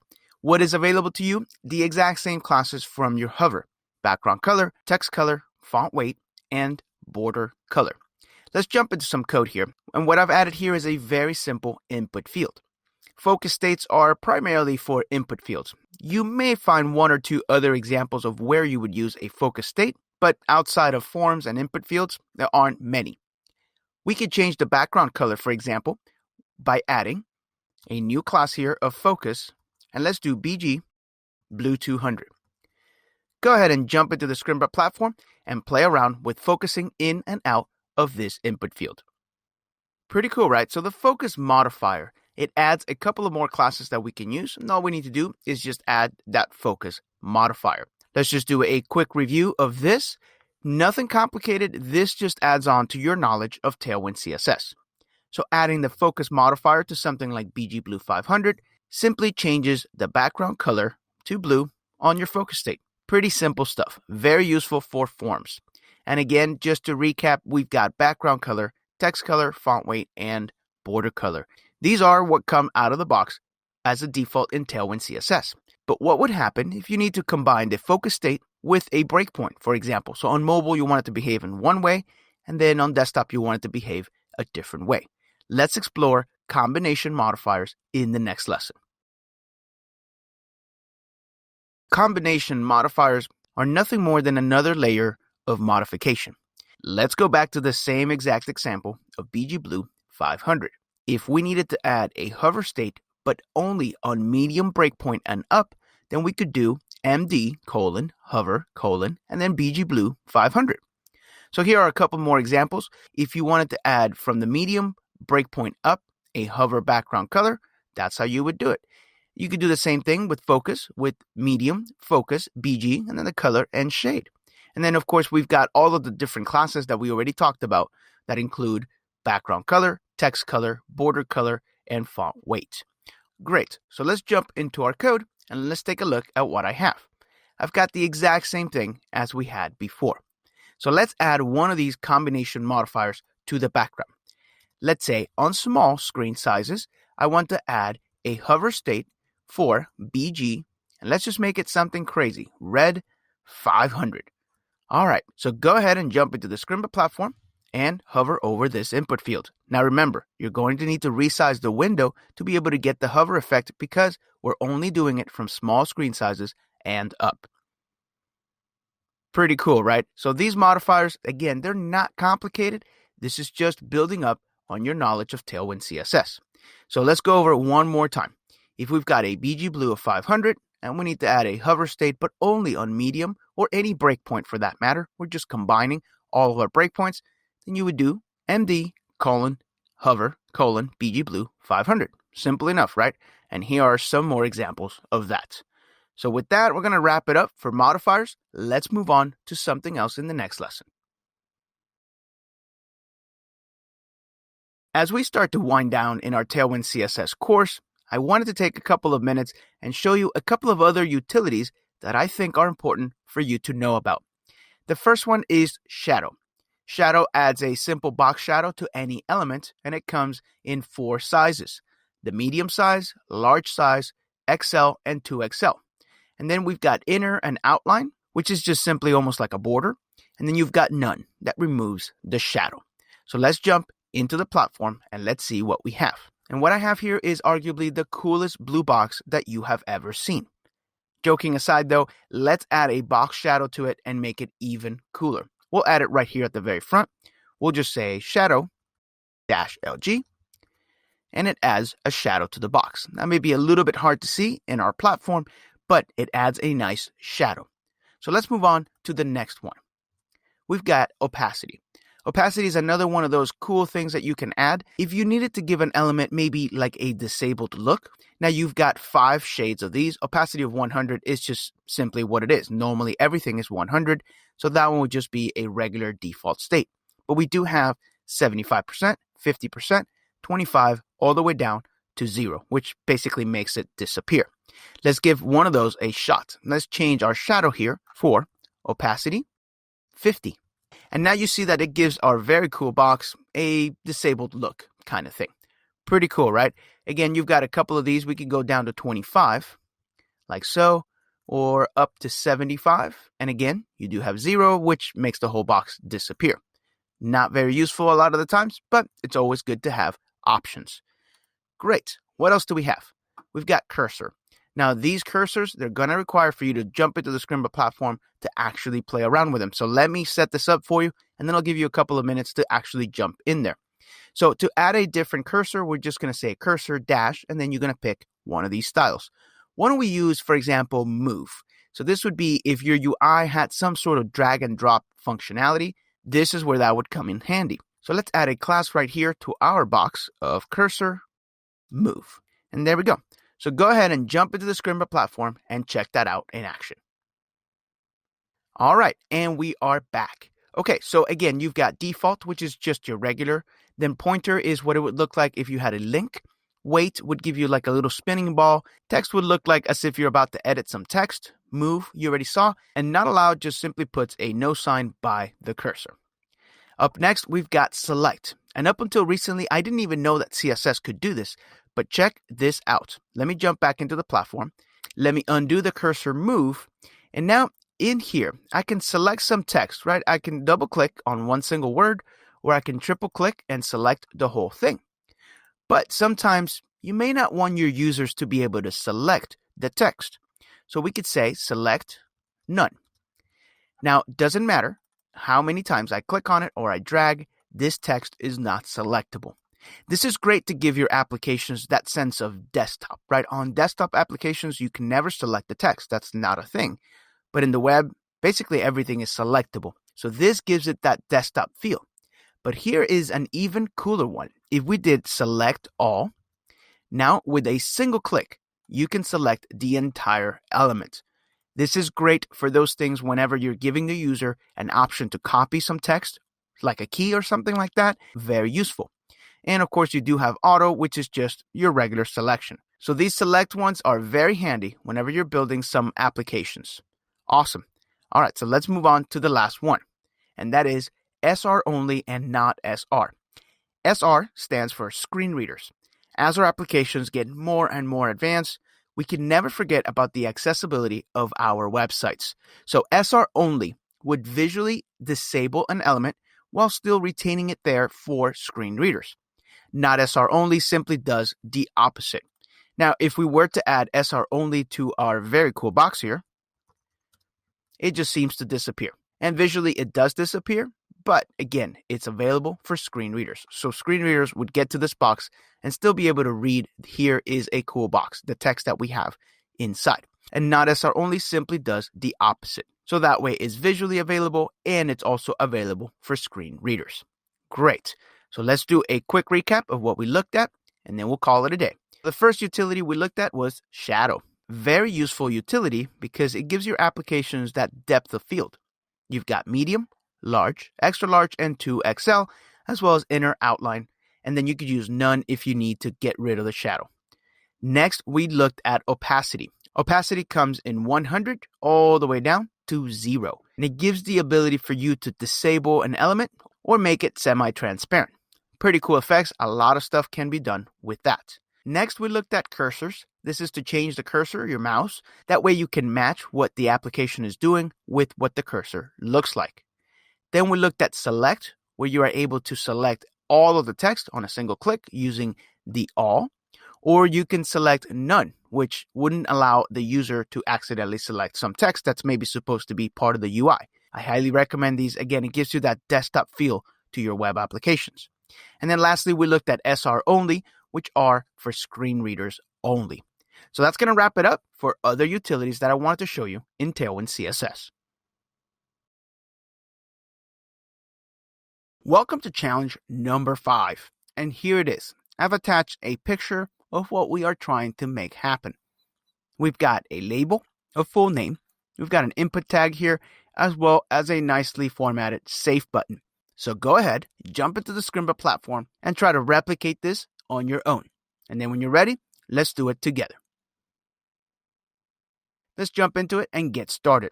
The first thing we're going to need here is we're going to need a label. Every single one needs a label. So the label for, and we will just call our field full name. Our label will be full name. We'll finish that label off, and then let's add an input tag. So we'll say input. Let's add an ID of full name. That way that label matches the appropriate ID. And then we'll have a placeholder. Enter your full name. Then we know we're going to have some classes. I'll leave those empty for now. And then finally, at the bottom, we will have a button with some classes as well, and it will just have the text of safe. Okay, so what does that look like? Well, not very much right now, but let's start styling this all together. All right, so for the label, let's add some classes here. The first thing I want to do there is go ahead and gray out the text a little bit. So let's say text gray 700. Yeah, that's starting to look a little bit better. Then let's make the text smaller with text SM, and then let's also make it bold with font bold. There we go. And then finally, just as a little extra piece, let's do select none. That way that text is not selectable. Yeah, I think that's good for UIs to have that. Now let's jump into our input. For the input, first of all, let's give it some margin top of 2 to separate it from our label. Yeah, give it a little bit more breathing room. Let's add a little shadow to it, as well as a border. Okay? And then let's go ahead and make it rounded. Maybe rounded LG. Let's go a little bit more rounded. Yeah, I like that. Just for the simplicity of this example, let's give it a width of 4/6. That way it's almost the full width, but not quite. And then let's give it some padding. On the x-axis, let's try 4. Yeah, that's too much. Let's do 3. Yeah, that's better. And then on the y-axis, let's do 2. Okay? Let's change it to text gray 700 as well. So now when I type into this box, yeah, a little softer font there. That's pretty good. And then let's do some focus state. Whenever I focus on it, let's add some focus on that. So on focus, let's make it BG blue 100. Yeah, that looks nice. Now, one thing I didn't really teach you is that the placeholder text can actually also be styled. Tailwind has placeholder colors, and it works exactly the same as background, for example. So we could say placeholder red 500. And now our placeholder text is red. In this case, obviously red is crazy. I'm not going to do that. Let's do maybe indigo 300. Yeah, something like that. Awesome. So now we can even style the placeholder text color. Let's jump into the button. Let's give it some margin top of 2 to give it a little bit more separation. PX3, PY2, exactly the same thing that we did up top. And let's make it dark blue with BG blue 900. Yep. So then that means that we need to change our text color. So let's go with text blue 100, and let's make it rounded LG as well. So with that, that's going to complete the challenge. So hopefully you were able to arrive at something that looks very similar to this during this challenge. Great job. Welcome to challenge number 6. We're going to be building an employee card. And here is the final product that we are after. There's a lot going on here. Now let's talk through it first. That way we can analyze what we are looking at, and then I'll let you go on your own.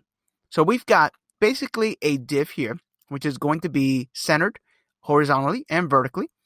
Then we're going to have this top section here. Now these rounded corners, make sure that the rounded corners are in fact showing rounded. That's going to be a little bit of a challenge, just a hint there. Then we're going to have some text in here. That's fairly simple. Then we're going to have another div, which is going to end up with some sort of border on the bottom, or maybe this one is going to have the border on the top. I don't know. Do it however you want. But then we're going to have two sections here.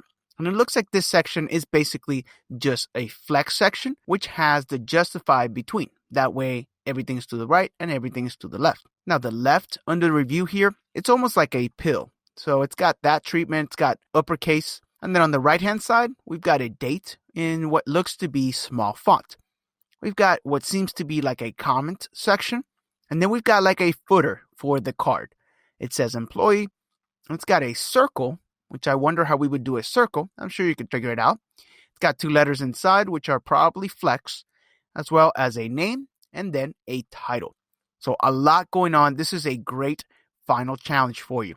So work on it, try to make it work, and then when you're ready, let's do it together. All right, let's jump to it. The first thing I want to do is the wrapping div that is going to wrap the entire card. So we'll give that div some classes. And the first one I want to give it is just a width of 2/3. We'll close that off like so. And then inside of this, we're going to have the very first one, which is going to be the title. We'll add another div here. And it says the title of the card here. Let's wrap up that div. Then let's add another div here, which is going to be for that next section there. Now this div section here, I already know it's going to have two sections. So let's add those now. We're going to have one div here. Let's add some classes to it. And this one is going to say under review. We'll finish that off. And then we're going to have another one. And that one will say May 14th, 1988. And then we'll wrap up that div. So that is the second section here. That is this section right here that we're working with. Okay, let's work on the third section now, which will be a div, which will have some classes. We'll leave those empty for now. And this section here, I think needs another div. See, we've got one div that covers all the way to the edge, but then we need to have another one, which is the comment itself. So we need to double wrap that in two divs. So we'll add another one here. Again, we know it's going to have some classes. And this is going to be the comment. So here is a short comment about this employee. All right, let's wrap that div up and let's wrap that one as well. So again, the reason why those are double wrapped is just so that we can have this background section right here. All right, now let's jump into that footer section. We'll add another div here, and then we'll have the employee one. So this will be div, it'll have some classes. This one will say employee, wrap up that div. And then we're going to have that circle thing, which we're not sure how we're going to tackle just yet. But I do know that this section down here is basically going to need two divs wrapped in one single div. So let's do that right now. So in here, have a div with some classes. Let's wrap up that div, and let's wrap up that div as well. So this one here will have two. Now this first one will be VG, which is that circle. And then the second one we know is going to have two pieces of text. Yeah, the name and the title. So let's add a div here. It will need some classes. Let's make them P tags. So the first P tag will say Victor Gonzalez. And then let's copy and paste that in and say instructor. Okay, that's easy enough. And then we'll wrap that up on that div. Does that make sense? So a lot going on here, but that is the HTML structure that we are looking for. Looks like I misspelled title here. I'm sure you saw that. I'll say title. Now the card here. There we go. All right. So that's what we have so far. Not very good, I know. So let's start styling some of this stuff. Now this whole card here, we know it's going to need to be flex. So let's start with that. We'll say flex, and it's going to be flex in the column direction. Then we know it's going to need a BG of white. So there we go. Okay. So as you see, this background here is really the background of the card. We're just changing the background on these two sections. So let's do that now. Let's give this a background of gray as well as this employee here. So let's find it. So this is the section here with the title. The title section will have BG gray 200. And then the footer section, which is right here, will also have BG gray 200. So there you go. So we've got a white background all over the card, but we've got these different backgrounds for top and bottom. Great. Let's finish up on this card here. Add a shadow, nice and large shadow, shadow LG, as well as rounded LG. Okay, so rounded is not working. Check this out. See how rounded is not working? That's because we're not hiding the overflow. Whenever you do rounded LG, you need to hide the rest of the box because the background color will basically be on top of it. So if we say overflow hidden, now your corners are rounded. So that's all it takes to make that work. All right, so let's work on this title a little bit. Let's do text gray 700 as well as text large. Yeah, there we go. And now it's going to need some padding. Let's do PX6 and PY4. There we go. That's starting to look a little bit better. Let me make this just a little bit bigger. There we go. So that's starting to look much, much better. Let's jump into this section right here. Now we know that these two things are supposed to be next to each other. To do that, we apply flex to it. So there you go. Now you see how they jumped to being next to each other from being on top of each other. The next thing I need to do is make sure that I've got the same padding. So we'll say PX6 and PY4. So that way it matches the padding that I've got up here on the other part of the card. But now with flex, in order to be able to separate these two items, we need to say justify between. There we go. So now that's starting to look good. We've got under review on one side and we've got the date on the other side. Let's start working on this pill for under review a little bit. We know it's going to be orange. So BG orange 600. Okay. Then let's go ahead and make it smaller. So text extra small. There we go. Let's do uppercase. There we go. And let's add some padding. So PX2, PY1. There we go. Now let's add rounded full to give it that rounded corners. There we go. That's looking already really good.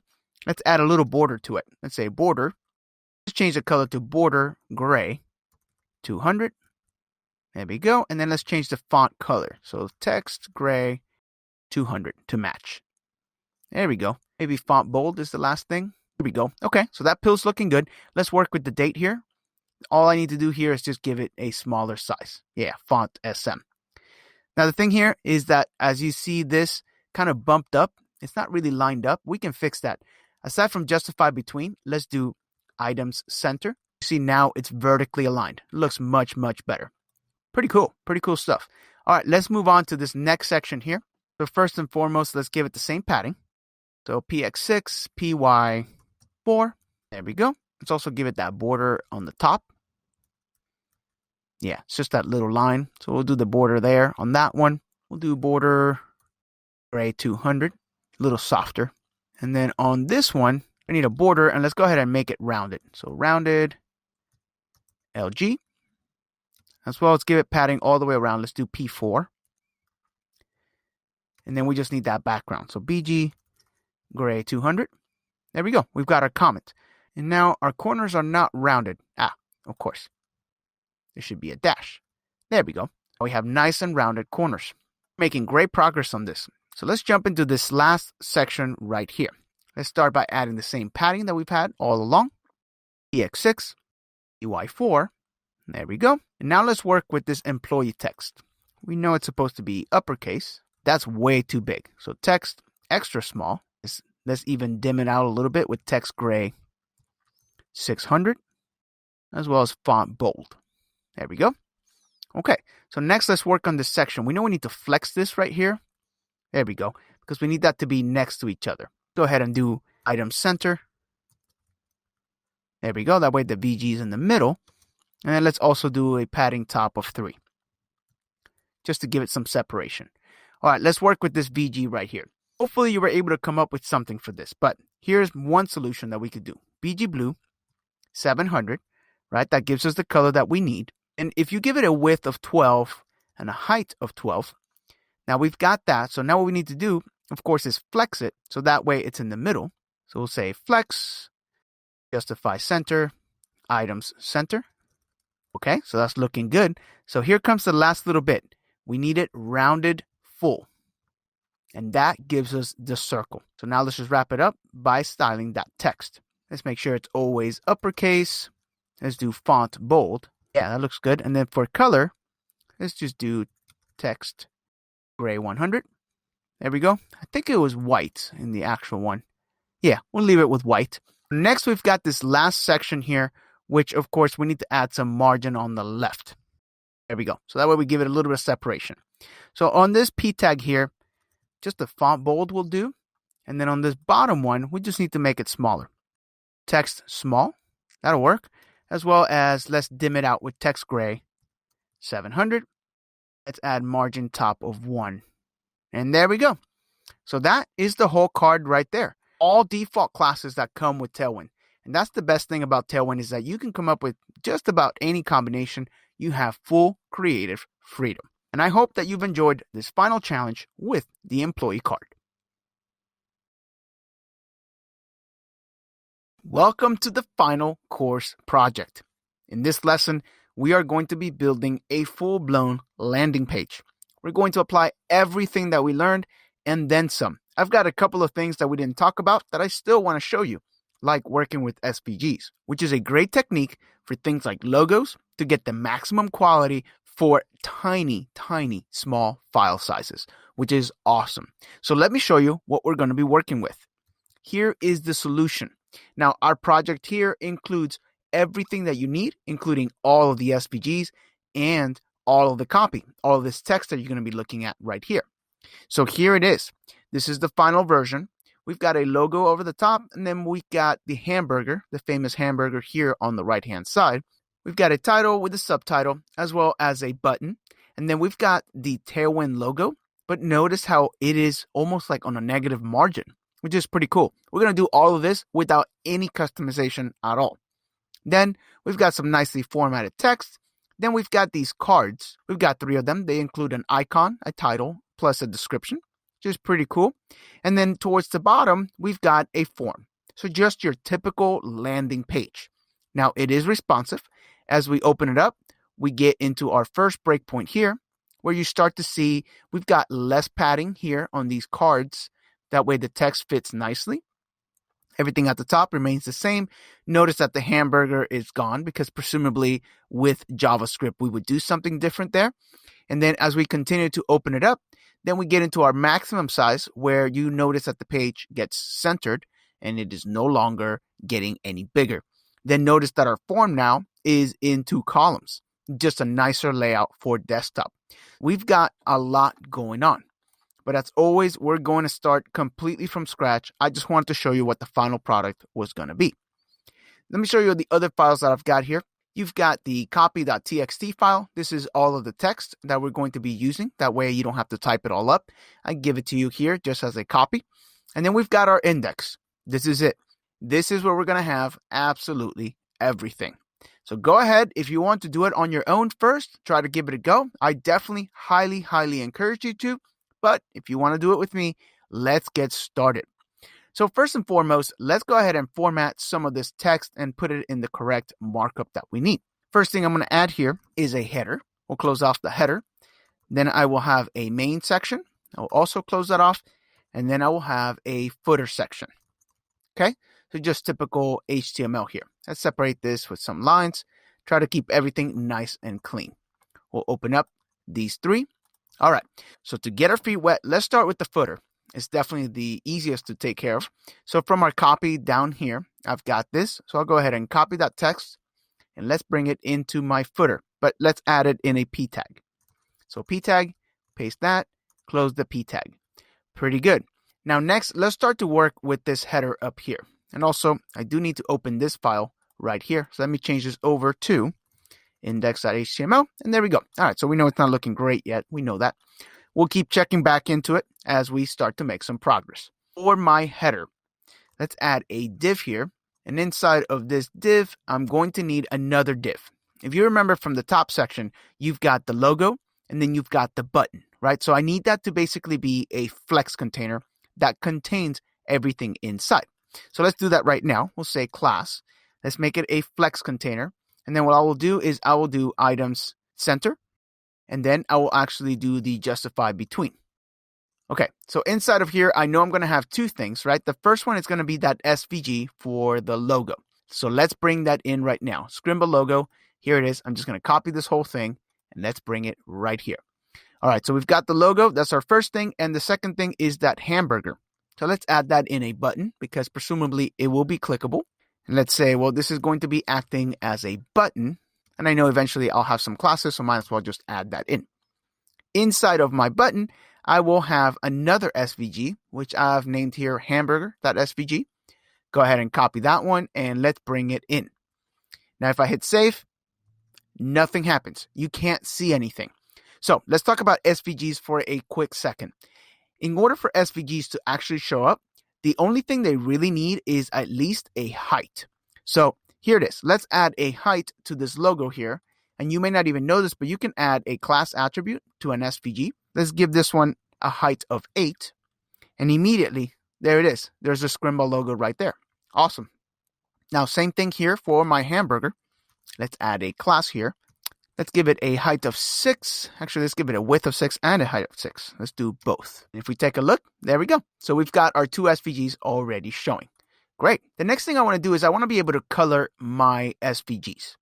Now, to do this, Tailwind has a class that we didn't talk about, but it is fill current. So what fill current will do is it will take whatever the font color is, and it's going to use that instead. Okay, so right now, notice it's black, right? But let's add here text red 500. And now look, you see now my SVG is the color of my text. So this is very useful. Let's go ahead and give it the color that I want. And what I settled on was text pink 500. There we go. Awesome. So now this whole thing, it does need a background. So we can add it to the header. Let's give this header a background of BG Indigo 700. There we go. Okay, that's looking pretty good right there. So we've got the Indigo 700. And let's also do some styling on the entire body. As I told you, there's a couple of classes that I'll always add up here. Let's give the document a background of BG Gray 200. Let's also use font sans, as well as let's turn this whole thing into a flex container. Now, when I do that though, obviously that's the wrong direction. Pages are in columns. So let's change it over to flex column and let's go ahead and do items center. That way everything is always centered. Now, when we do that though, we lose our width. Notice that it is no longer taking up the whole width. So we can change that easily on my header. Let's add a width of full. And now we're back in business. Pretty cool. Let's keep going with this. Let's add some padding. Let's do PX4 and then PY3. Okay, this is starting to take some shape. Now notice that my hamburger is the dark color, and that may be okay for you. It's up to you. Remember, you can always give it a different color if you need to. So let's go ahead and do that. Let's do text gray 500. And then it doesn't work. You remember, you got to give it a class of fill current. So fill current, and now it does work. Great.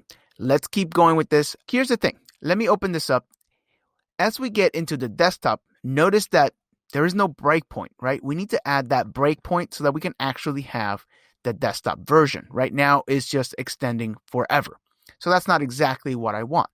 Now, in order to do that, though, I need to grab this div here up until down here. I'm going to cut it out completely, and let's add a whole nother div here. So we're going to relayer this one more time. So inside of this div, I'll go ahead and paste this in. Now let me fix my indentation, and then we'll be good to go. So we'll push this in. All right.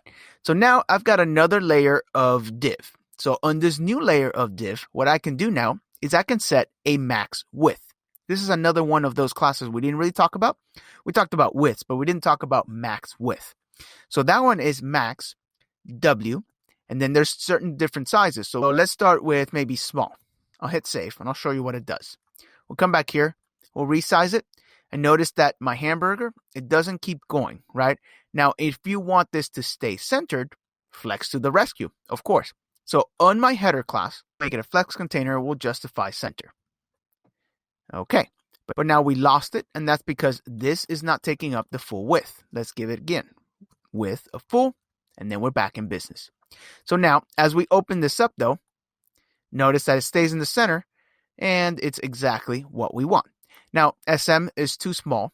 I ultimately ended up settling with 4XL for my actual page. So as we open this up, you see it'll get to a certain width, but it will not get any bigger than that. Awesome. So we've got that going for us. Now, the next thing I want to do is I want to make sure that I've got that text that we had before. So inside of here, right outside of this div right here, let's add another div. Close that off. And let's start right here. So the first thing I have is an H1 in the text. Let's go back here to copy. Want to learn Tailwind CSS. All right, let's copy that, bring that in. We'll close that off. Then I'm going to have a P tag. And inside of this P tag, let's copy the next line of text. It's going to be Tailwind is the fastest growing utility first CSS framework. Let's learn it step by step. Awesome. We'll paste that in. And there's our text. All right, so let's start off with this. Let's add a little bit of margin so we can separate them a little bit. To MY4. Yeah, that's starting to look better. And then on the H1, do text, do Excel, text, indigo 100. Yeah, there we go.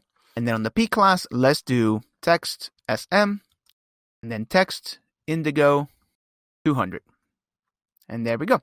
Now again, these nice libraries of colors where you can use 100, 200, 300, everything has been designed to mesh together, which is fantastic. It really helps to just speed up your development process. So we've got that going for us. Now the next thing is that button. However, that button, remember, had that other image on the right-hand side. So it's going to be a little bit of a trick that I have to do here. So let's get started on that. Let's add a new div right here. Inside of this div, we'll have our anchor tag, which is going to be that button that we had there. It's not going to go anywhere. We'll just go to pound. And then let's add some classes to that. And then we'll close this off. And the text for this is enroll now. So that's what it is. So for classes on this, I wanted it to look like a button. So we're going to style it like it's a button. It's going to look just like a button, but it's actually just a link. So it's a pretty cool setup that I did for that. We'll do BG Pink 500. We'll do text Indigo 100. There we go. That's starting to look good. So the rest is just a little bit of styling. Let's do font bold. And then let's separate it a little bit from the top text with some margin top. Let's do margin top of 2. We'll do PX4 for padding, as well as PY2. There we go.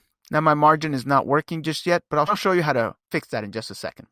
We'll do rounded full, text extra small, and then we'll make it uppercase. So uppercase.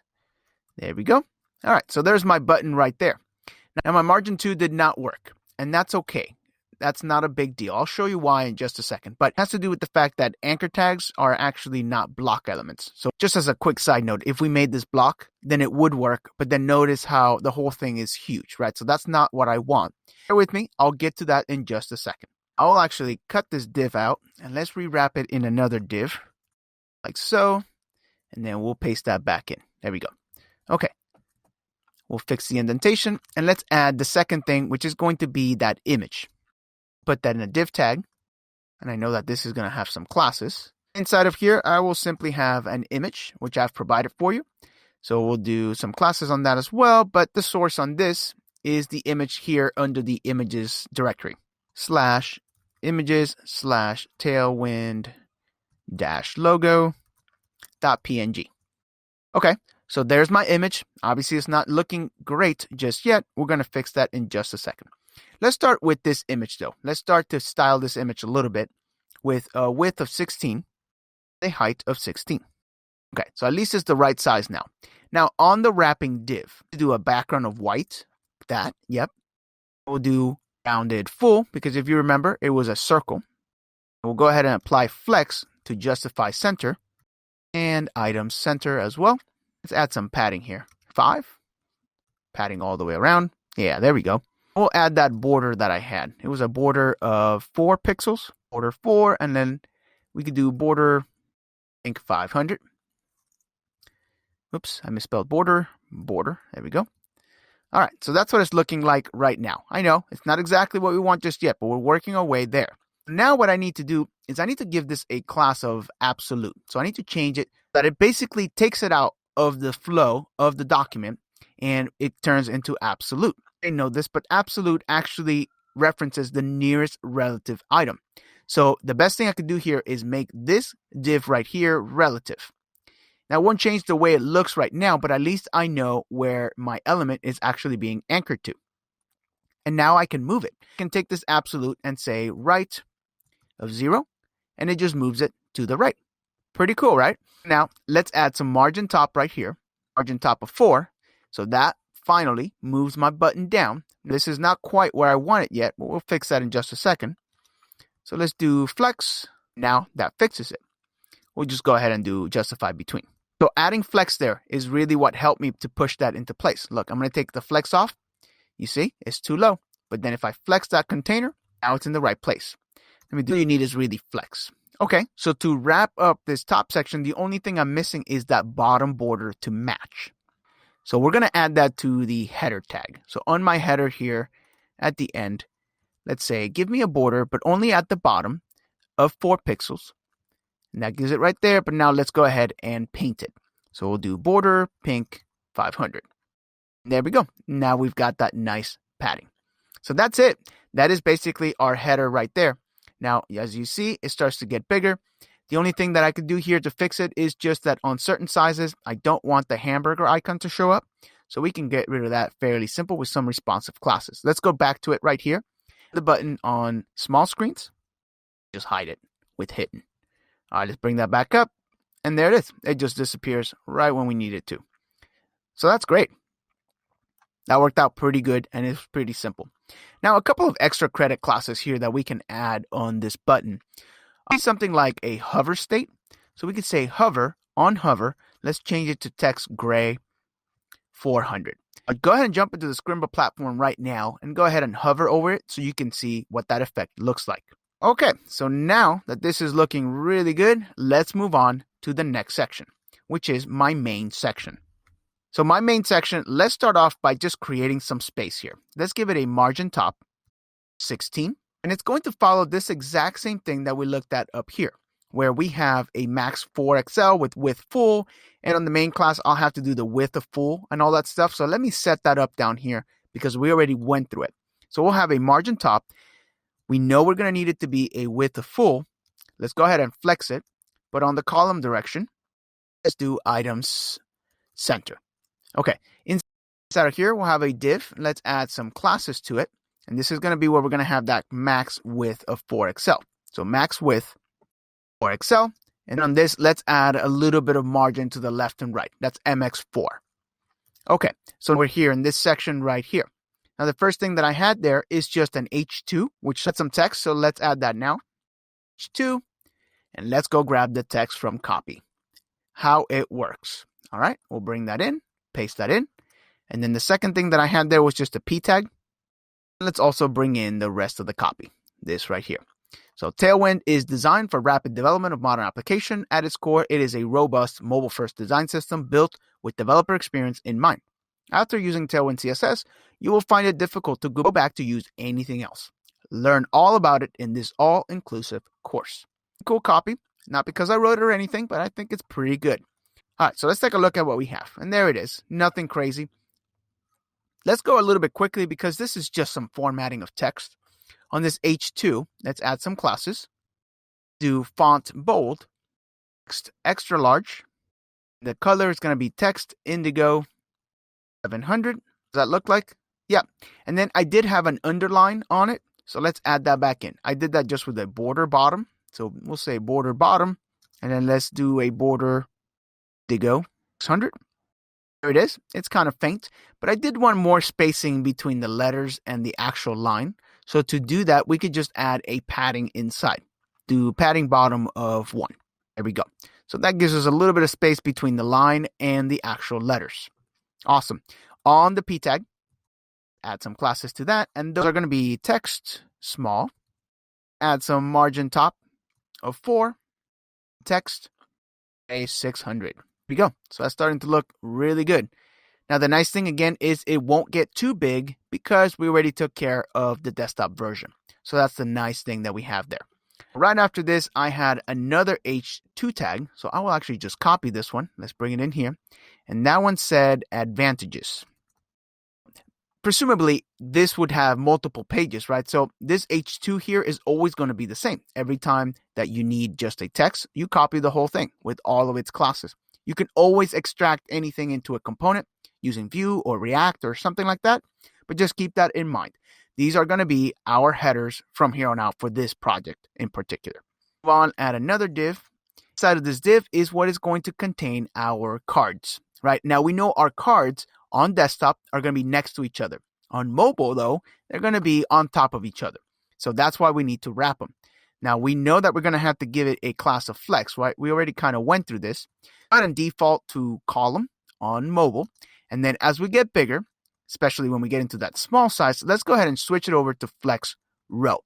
That's what it's going to allow our cards to end up next to each other. Go ahead and add another div here. Inside of this div is where we're finally going to have one of our cards. The cards did have a background color of white. So let's add a class here of BG white. Copy this just to make it simple. And then it had an icon. I don't need this BG white in here. Get rid of it. There we go. All right, so we had an icon, so we'll make a div for that. Then we had the title, and then we had the text. Awesome. So let's bring in the text and the copy for that. So no custom CSS is my first one. So we'll put that here in the middle one. And then I had Tailwind's advanced class. I'll bring that in here. So there we go. Oh, I need my icon. Now the first icon that I had was the CSS icon. So if you jump into your SVG files, just go ahead and copy this SVG icon right here. We'll paste that right here. Let's make it a new line. And there we go. So this is what we have so far with this card. As you can tell here in the preview, it is not great. So let's start by actually making the icon look good. I think that's a good place for us to start. First thing I need on my icon is I need to size it. So let's add a class here, H12, W12. There we go. So that's more like to the size that I need. We'll do fill. There we go. So now on this wrapping div, I can do all of my other classes. So BG gray 200 and text. We go 700. We go. That's starting to look good right there. Let's give it a width of 16 and then let's do rounded full. So it becomes a circle. There we go. Now it is not in the center right now. We definitely need to do that. And just do that by adding a padding of 2 all the way around. And if you take a look, now it is centered. All right, so let me talk about this really quick. So icon is H12, right? So the full height and width is both 12. So what I've done is I've made a box over the top, which is 16. And then I've added padding of 2. So padding, of course, is going to be on the left and the right and top and bottom. So we can presume that if my width is 16 and I had a left and a right of 2, that equals to 4. So that leaves me with 12. So that's where this width of 12 comes in. I've got an icon that is 12, plus I've got padding on the left of 2, plus padding on the right of 2. So that's 2 plus 2 plus 12 is 16. And that's where I ended up with this W16, this width of 16. And that's why it's perfectly centered the way that you see right here. So just keep that in mind. That's how I ended up with that. Let's go ahead and style the outside though, the box. Let's add some padding. Let's start off with that P of 8. Yeah, right off the bat, it's starting to look really good. Tons of white space always looks great. Add that border bottom of 4. And then let's color it with border pink 500. Do rounded corners with rounded LG. Yeah, that's already starting to look really good, but they need to be centered. So, of course, I will use flex. So flex, just column direction, we can do. Yeah, that's starting to look good. Now my text down here does need to be centered. So I can do that here with text center. And now everything is exactly how it needs to be. Awesome. Let's move on and style these no custom CSS. Let's style these right now. We'll do a margin top of 4 and just simply font bold. Okay, and then on this bottom text here, it'll be centered. We already know that. Let's add a margin top of 2, so a little bit less. So that way it's a little bit closer to the title. It feels like it's together. For color, text gray 600, text small. That's what my card looks like right now. Now, as I open it up, of course, it is just kind of taking up whatever space that it wants. I do need to restrict that. I can do that right here on this wrapping div. Let's add some classes here. I want it to be a width of 1/3. Please starting on small size, right? So on small size, I want a width of 1/3. When we take a look at this and we open it up, we see that our card becomes 1/3. That's exactly what I need. And then it becomes full when I don't need it. Perfect. So our cards are basically ready. Now I just need to make 3 of these. I will copy this first one. Let's go ahead and paste it and then paste it again. So now we've got 3 of the exact same card. All right. So I will go ahead and change the icons and all of that, but let's go ahead and get the styling right first. So as we open it up into the triple setup, we obviously see a problem right away. And it's that, well, this right here is touching and it's not supposed to be touching. So we're going to have to do a little bit of a trick. And I'll show you what that is right now. Basically, on all of these, I'm going to select all of them at the same time. So on small screens, I'm going to want them to have a margin of 2. Now, when I do that, notice the left here doesn't line up with advantages anymore because I've got a left padding there. So that's not what I want. I still want to be able to have this all line up on the left. Now, in order for me to do that, what I need to do is subtract the margin from there. So all of the margin and padding classes actually have negative values as well. Wrapping div here, I can say all screens, I want a negative, notice how it has a dash, so I want a negative margin x-axis of 2. And now, notice that this lines up again. And of course, because I only did it on small screens, it doesn't affect my mobile setup at all. But as I open that up, notice that that still lines up. And that's exactly what I wanted. I wanted to make sure that those line up properly. Next thing I want to do is add a little bit of margin here because advantages and all that, it's really on top of each other. So let's add some margin top. Right here, I'll go ahead and select all 3 and let's add some margin top of 4. Hit save. And yeah, now we have a little bit of separation there. All right, so up next, let's go ahead and change the text and icons for each of these. Let's start with the text. Here's my second one. I'll bring that right here and paste it. My second, the longer text. We'll paste that in. And then here is my third one. I'll copy that, mobile friendly. We'll paste that in. And then grab this text right here and move it in here. Like so. Perfect. So now they are different text. And now we run into a problem, and it's this right here. Sometimes the text, well, when it wraps up differently, your cards end up in a different size. And that's kind of funky, right? How can we fix this? Well, we can basically always just have a height of full on these cards. That way, if one of the cards gets bigger and extends it, then that's okay. It will just fill up the rest of the card. Do that right here, right where it says BG white. Let me go ahead and add a height full. Let's go back up here, add it here, and then let's add it right here. There it is. And now notice the difference. Now notice that all my cards are always the same height. Doesn't matter how the text wraps up. So I think that that looks much, much cleaner. Awesome. Let's keep going. The next thing that I want is right here, right when it does the very first break. This is not a lot of text. I mean, it's basically one word per line. So that's not going to fix this by changing what the padding is on this particular breakpoint. So let me show you what that would look like. I'm going to do it right here with developer experience. So let's find it. Here's developer experience. And here's that text, right? And all entire card has a padding of 8, always. Let's change this up a little bit. On small screens, I'll put it here at the end. On small screens, a padding of 3 instead. And now notice the difference right here with this card, right? Much better with the padding of 3. And as we open it up a little bit, of course, it looks even better. It's just one fix that I will do to all of them. Let me add that class to the other 2 cards. We'll add it right here. And then we'll add it to this one. Okay, so now all of my cards will have a little bit less padding. But now as I get bigger, I continue to not have enough padding on the bigger sizes. So I can do that by adding yet another breakpoint. Let me go ahead and select all 3 at the same time. Do on medium breakpoint, make the padding 8 again. Take a look. There we go. So let's have that one breakpoint that looked a little funky, but now we fixed it with a couple of responsive breakpoints. Awesome. So let's move on to the last section here, which is going to be that other section. So that's going to go right here. Let's add another div, some classes, wrap that up. So we'll start a new section here, and this is going to be that sign up section. The H2, close that off, and let's copy the text. Let's go back here to copy, sign up for your free PDF. There we go. Let's bring that in. For classes here, it's a dark background, so BG blue 100. A lot of vertical padding, so PY 12. There we go. Okay, so it's starting to look good. Of course, too close to the top, so let's add some margin top of 12. There we go. Now we've got that separation that we want. Okay, next after that, let's go ahead and make this a width of full. There we go.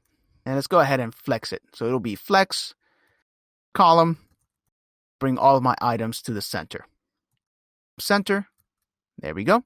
Show you a little trick that I use from time to time, and it's that when I want like a footer section to look like it's indented in, what I'll do is I'll add a border top of black, and that will make it seem like it's got a shadow. It's a pretty cool effect. It's a little hard to see, but the eye definitely catches it. So let's add a border top here, a border of 2 pixels, and then let's do border black. Again, it's a little hard to see, but there's a black border there of 2 pixels, and it really just gives it that kind of indented look. Now, I do know my footer section also needs to be the same color. That way it all kind of matches. So we just do that now. Blue 800, and then we'll give it a width of 4. So of course, I will have to go ahead and flex that as well.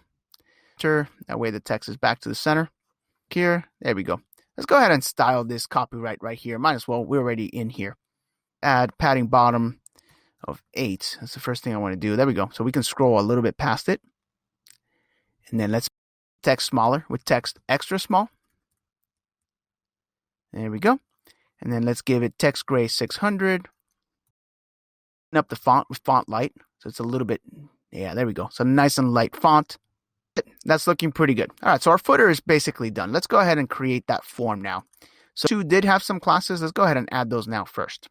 Font bold, extra large, and then text gray 400.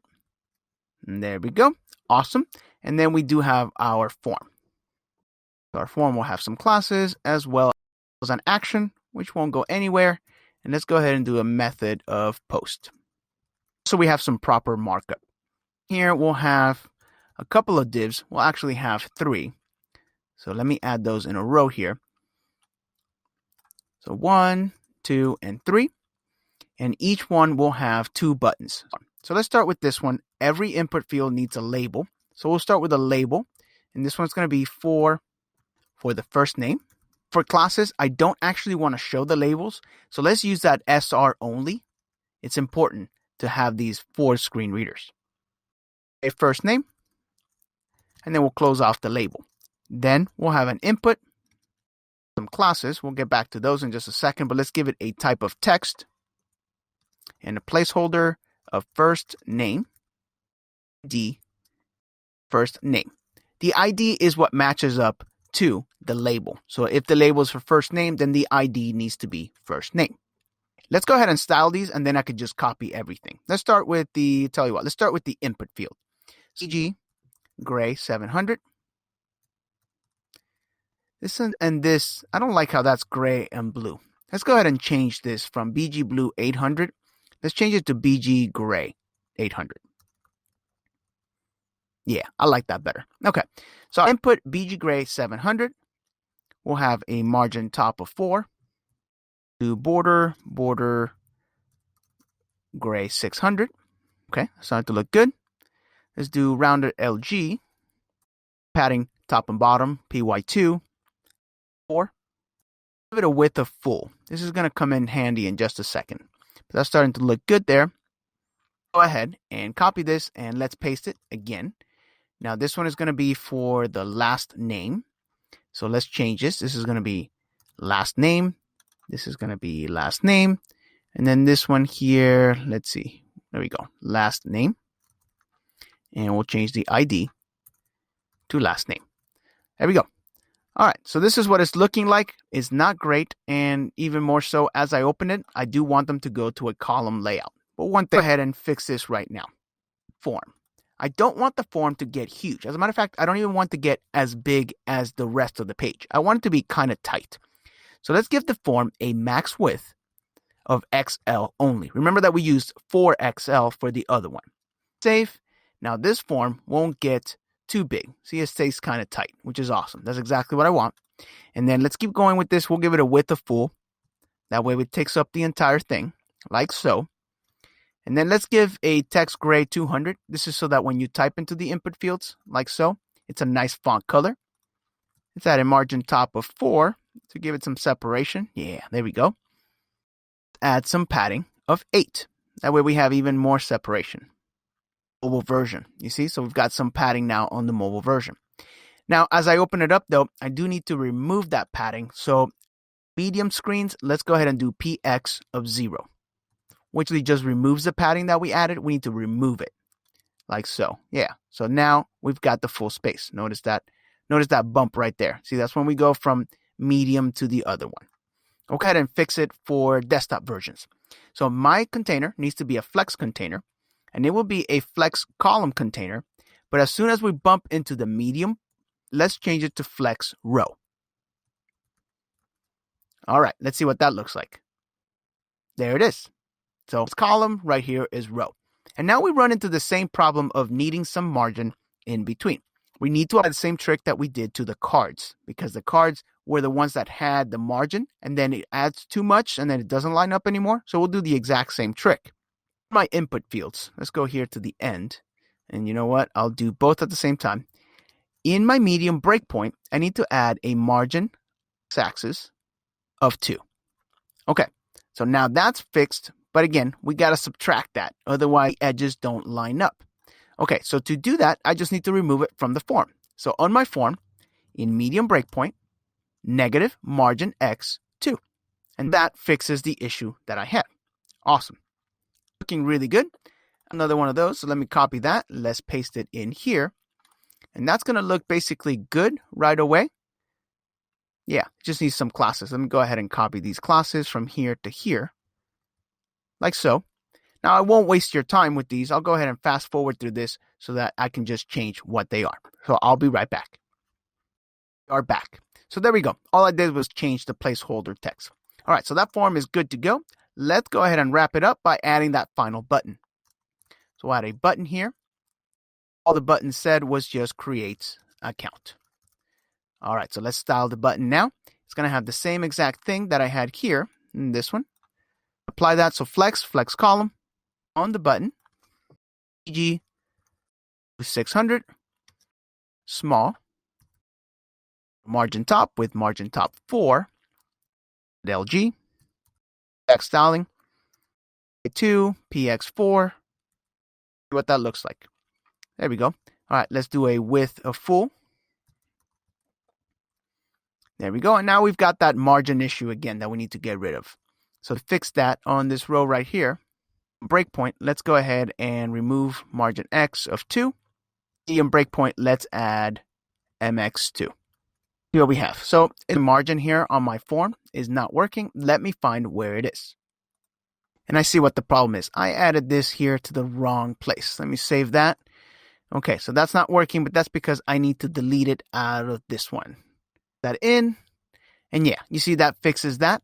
Let me do the same exact move right here. And there we go. So now our form is good to go on desktop and on mobile. Perfect. So everything is good to go. And I think we're just about done. Let me give it a quick glance over. Looks like we need a little bit more spacing here between advantages and how it works. Let's fix that. Let's go back up here. Let's see, where's it at? Here it is in advantages. Add a margin top of 8, and there we go. Okay, so that's looking great. We are good to go. And we open it up. Yeah, desktop looks great. That's amazing. And then if we go even bigger, then it just doesn't grow too much. All right, so let's give it another once over. Check this out. I forgot to change the icons. I'm sure you saw that. Let's go ahead and take care of those now. So my first one is no custom CSS. That is correct. My second one, though, let me go ahead and, you know what? I'll leave that one in there because I need these classes right here. So let's bring in the developer experience, developer icon. Let me copy it. Let's bring it in here, paste it. And again, I need these classes. So I'll cut them out and let's bring them in here. We'll get rid of that and hit save. There we go. All right, so that's looking good. Now let's take care of this third one here. Let's open it up in a new line. This is going to be mobile friendly, so I need the mobile icon. I'll copy that one. Let's bring it in here. We'll paste it in. Let's give it the classes. There we go. And then we can get rid of this right here. Hit save, and sure enough, we've got that. That's looking good. The next thing was, yeah, this down here, I'm not something's going on here with that underline. Let's check it out. Let's come back up here and let's look for that section here. Oh, there it is. I misspelled border. So border. There we go. Okay, and this one should be the same thing. Yeah, border. All right, so that's going to wrap it up. So that's it. That's the full design. Here is our mobile version. And then if we expand it out, we've got our basically iPad version, and then we've got our desktop version, which moves on and extends from there. So how cool is that? I think this design is fantastic, and the fact that we did it all with 100% default Tailwind CSS classes, I think speaks amazing things about Tailwind CSS as a framework. And I hope you agree. So with that, let's wrap it up for this full-blown landing page using nothing else but Tailwind CSS, a couple of SVG files, and one image file. Great job. And that's a wrap, folks. Let me be the first one to say congratulations. Tailwind CSS has really, truly changed my workflow, and my hope is that it has done for you the same exact thing. Now, there are a couple of more things that we can talk about before I let you go. So where do we go next? I highly encourage you to check out the official documentation for Tailwind CSS. Adam and his team has done a great job in putting together documentation that makes sense, that's got good examples, and really shows you a workflow for Tailwind CSS. You can go ahead and click on the link right there, right in the presentation. Next, I recommend you download the PDF that I created for the course, and you can also click here to go there now. And finally, if you want to see the live demo of the final project in full browser screen, you can go ahead and click in this bottom link to go there right now. So where can you find me? Again, my name is Victor. I run Coders Tape, and you can subscribe to my YouTube channel right here. Don't forget to do so. And also, if you wanted to check out my Udemy courses, you can click in this Udemy courses available link to go there right now. Also, if you loved this course, go ahead and click here so that you can send a tweet out to all of your followers and we can help others. I truly, greatly appreciate the support. So with that, we're going to wrap it up. On behalf of Scrimba and Coders Tape, thank you very much for watching the Tailwind CSS Crash Course.